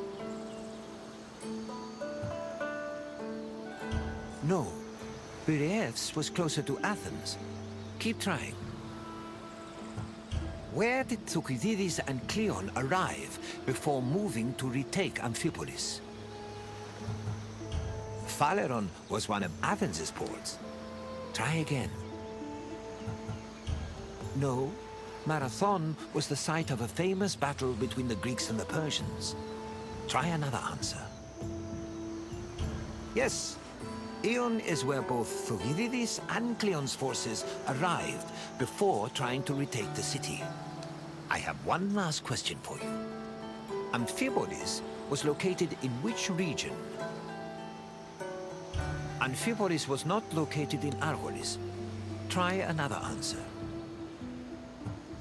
Amphipolis was located in which region? No. Amphipolis was not in Thessalia. Try again. Amphipolis was not part of Evia. Keep trying. Yes, Amphipolis was located in Thrace. It seems there's nothing I can ask that you cannot answer. Congratulations, traveler. Feeling up to a test? Then let us begin. Which Athenian politician wanted to negotiate peace with Sparta? Pericles died in the early days of the war. Try again. Which Athenian politician wanted to negotiate peace with Sparta? Cleon wanted to continue hostilities with Sparta, not end them. Try another answer. Lycurgus was a legendary Spartan lawgiver. Keep trying. Correct. Nikias wanted to build on the truce that was negotiated after Brasidas captured Amphipolis. Now for the second question. Where did Thucydides and Cleon arrive before moving to retake Amphipolis? Yes, Ion is where both Thucydides and Cleon's forces arrived before trying to retake the city. I have one last question for you. Amphipolis was located in which region? Yes, Amphipolis was located in Thrace. It seems there's nothing I can ask that you cannot answer. Congratulations, traveler. Very well. I hope you enjoyed your visit.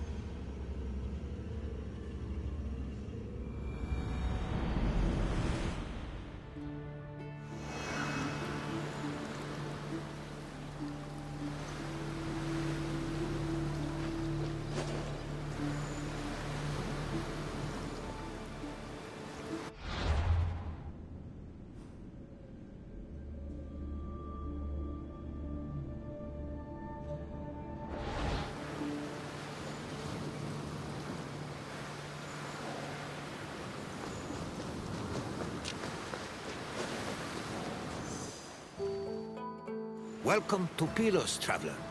This area, along with the nearby island of Sphacteria, were important battlegrounds during the Peloponnesian War. I always find it a shame that such lovely-looking places were exposed to so much violence. It's difficult to take pleasure in relaxing on the sand, knowing how stained it is with blood. The Peloponnesian War was a great conflict between rivals Sparta and Athens. It lasted many years and cost a great number of lives on both sides. The battles of Pylos and Sphacteria occurred almost one after the other, and culminated with one of the most surprising outcomes in the entire war. Ah, but I will not spoil it for you. You'll have to experience it on your own. I'll wait for you at the end of the tour.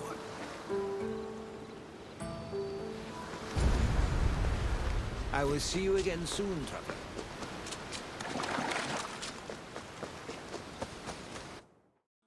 Since 431 BCE, the Peloponnesian War had been raging between Athens, Sparta, and their allies, with neither side gaining much ground. But in 425 BCE, an Athenian general named Demosthenes changed that.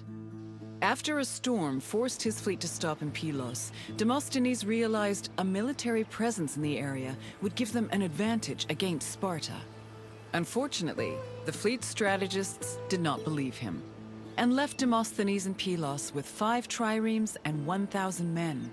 The Spartans, meanwhile, were too busy celebrating a religious festival to notice the enemy on their doorstep.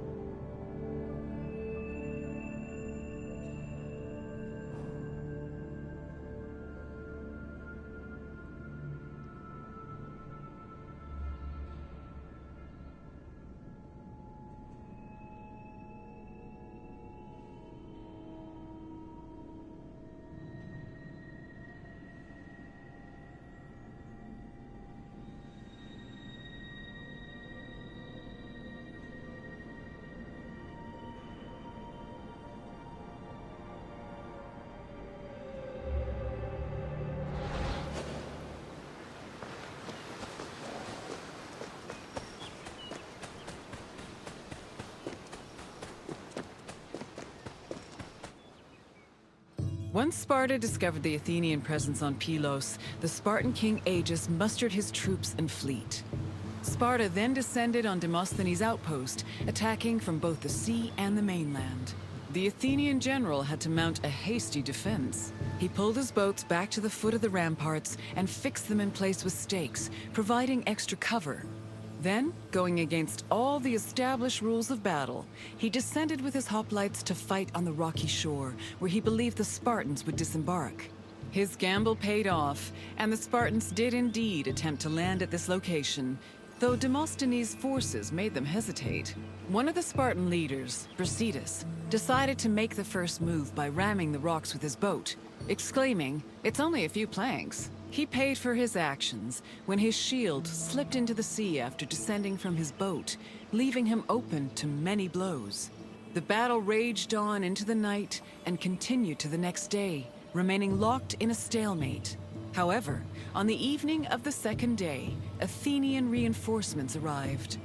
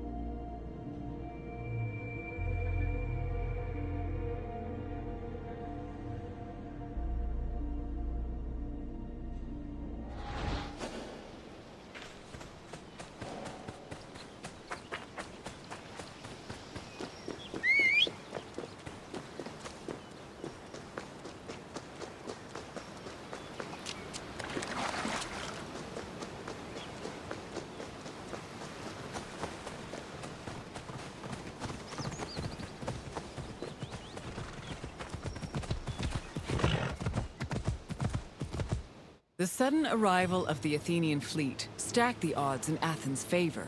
The fleet decided to hold off their attack until the next day, when they swarmed the Spartan ships. They successfully captured 5 enemy ships and damaged many others, cutting off access to the nearby island of Sphacteria.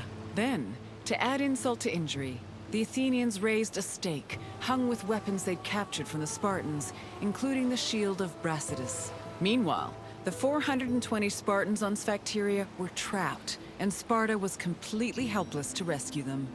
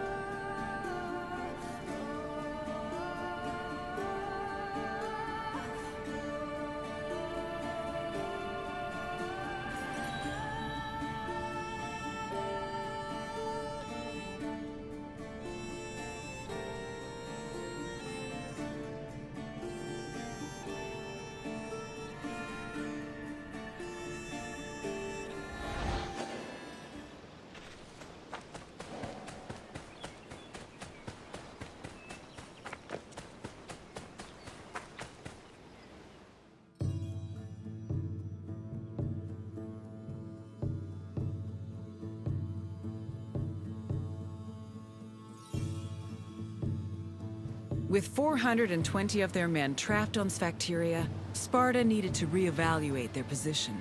The Spartans on the island were essentially the Athenians' hostages, and Sparta could not move to rescue or resupply them without putting their lives in danger.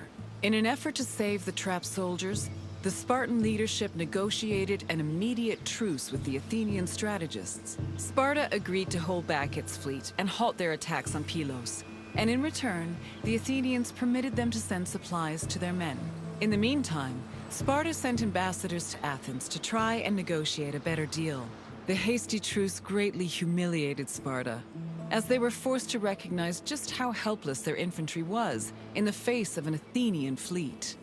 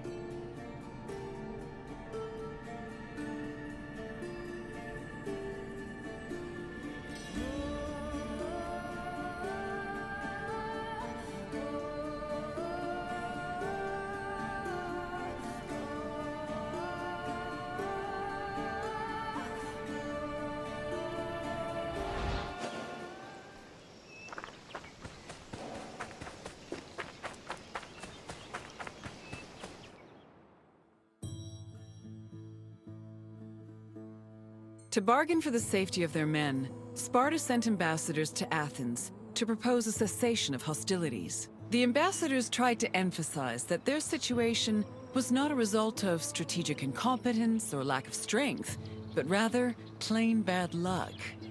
According to them, the Spartans on Sphacteria did not deserve to suffer further, because they were trapped through no fault of their own. These statements provoked the ire of Cleon, a popular Athenian politician known for his populist speeches. Cleon insisted that the terms of negotiations be discussed openly before the assembly and the Athenian people, instead of in private. The Spartan ambassadors were not as comfortable with public speaking as the Athenians, so they decided to leave.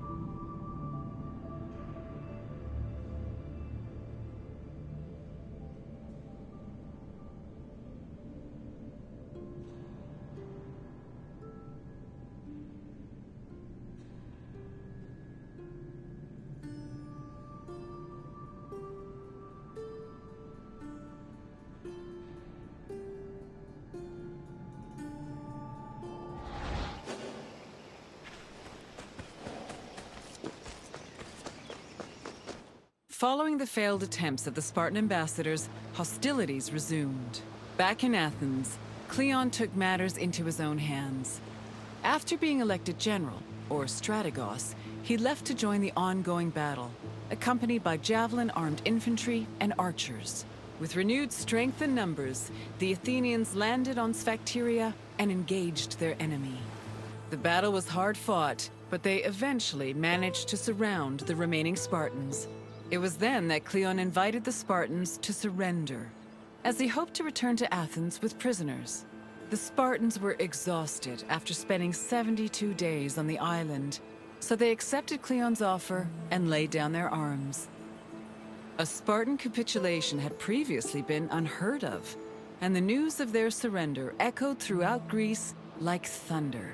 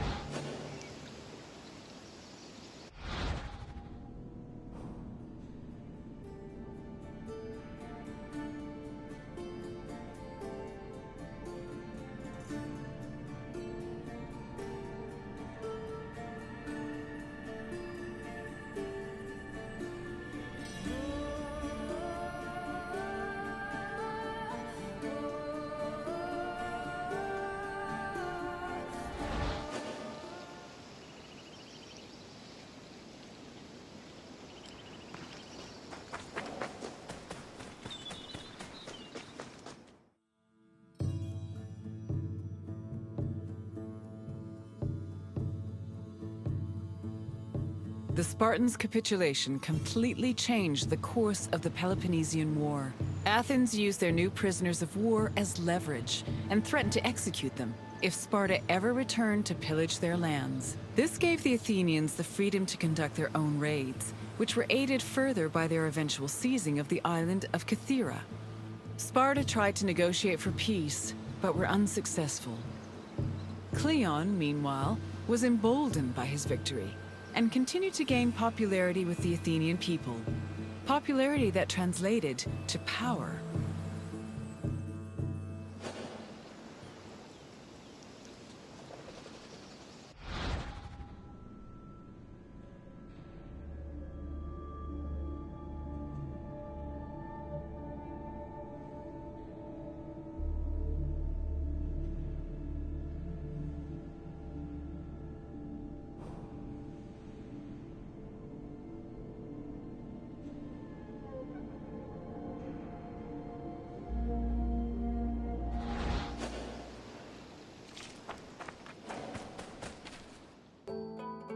I hope you enjoyed learning about the battles of Pylos and Sphacteria. The battles were hard fought by both sides, but Athens' victory gave them an enormous boost in morale. It encouraged them to be more aggressive, and it was some time before Sparta recovered from the aftershocks of their historic surrender. Now, is there anything else you'd like to do? I'm happy to oblige. Let's begin. Where were Demosthenes and his fleet forced to land during a storm? Demosthenes landed close to the island, but not directly on it. Try again. Where were Demosthenes and his fleet forced to land during a storm? Laconia was Spartan territory. No matter how bad the storm, it would have been suicide to land there. Try another answer. No, although the Athenians would eventually seize Kythera later in the war. Keep trying. Yes, Demosthenes landed at Pylos, where he was inspired to set up an outpost. On to the second question. Which famous Athenian argued with the peace-seeking Spartan ambassadors? Pericles died a few years before the battles of Pylos and Sphacteria. Try again.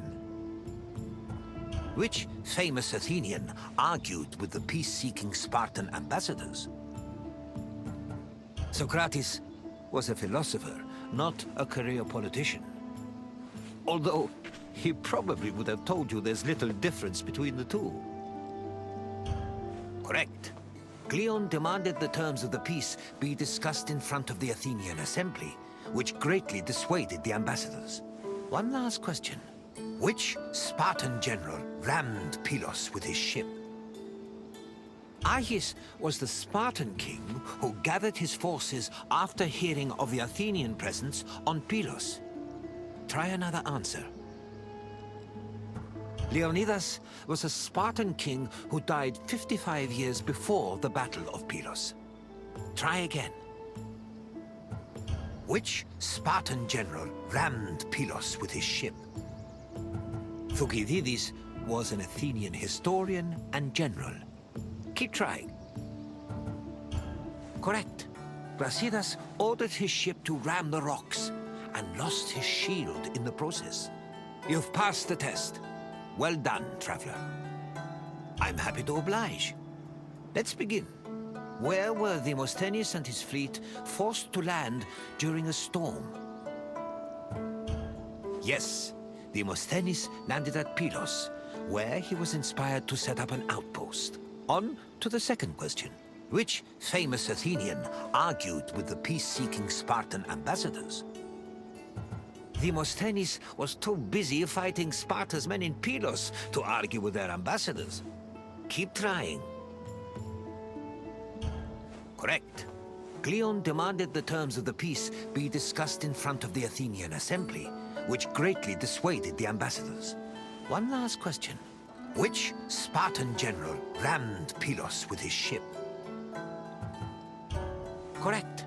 Brasidas ordered his ship to ram the rocks and lost his shield in the process. You've passed the test. Well done, traveler. Then I will say farewell. Though I hope our paths will cross again someday.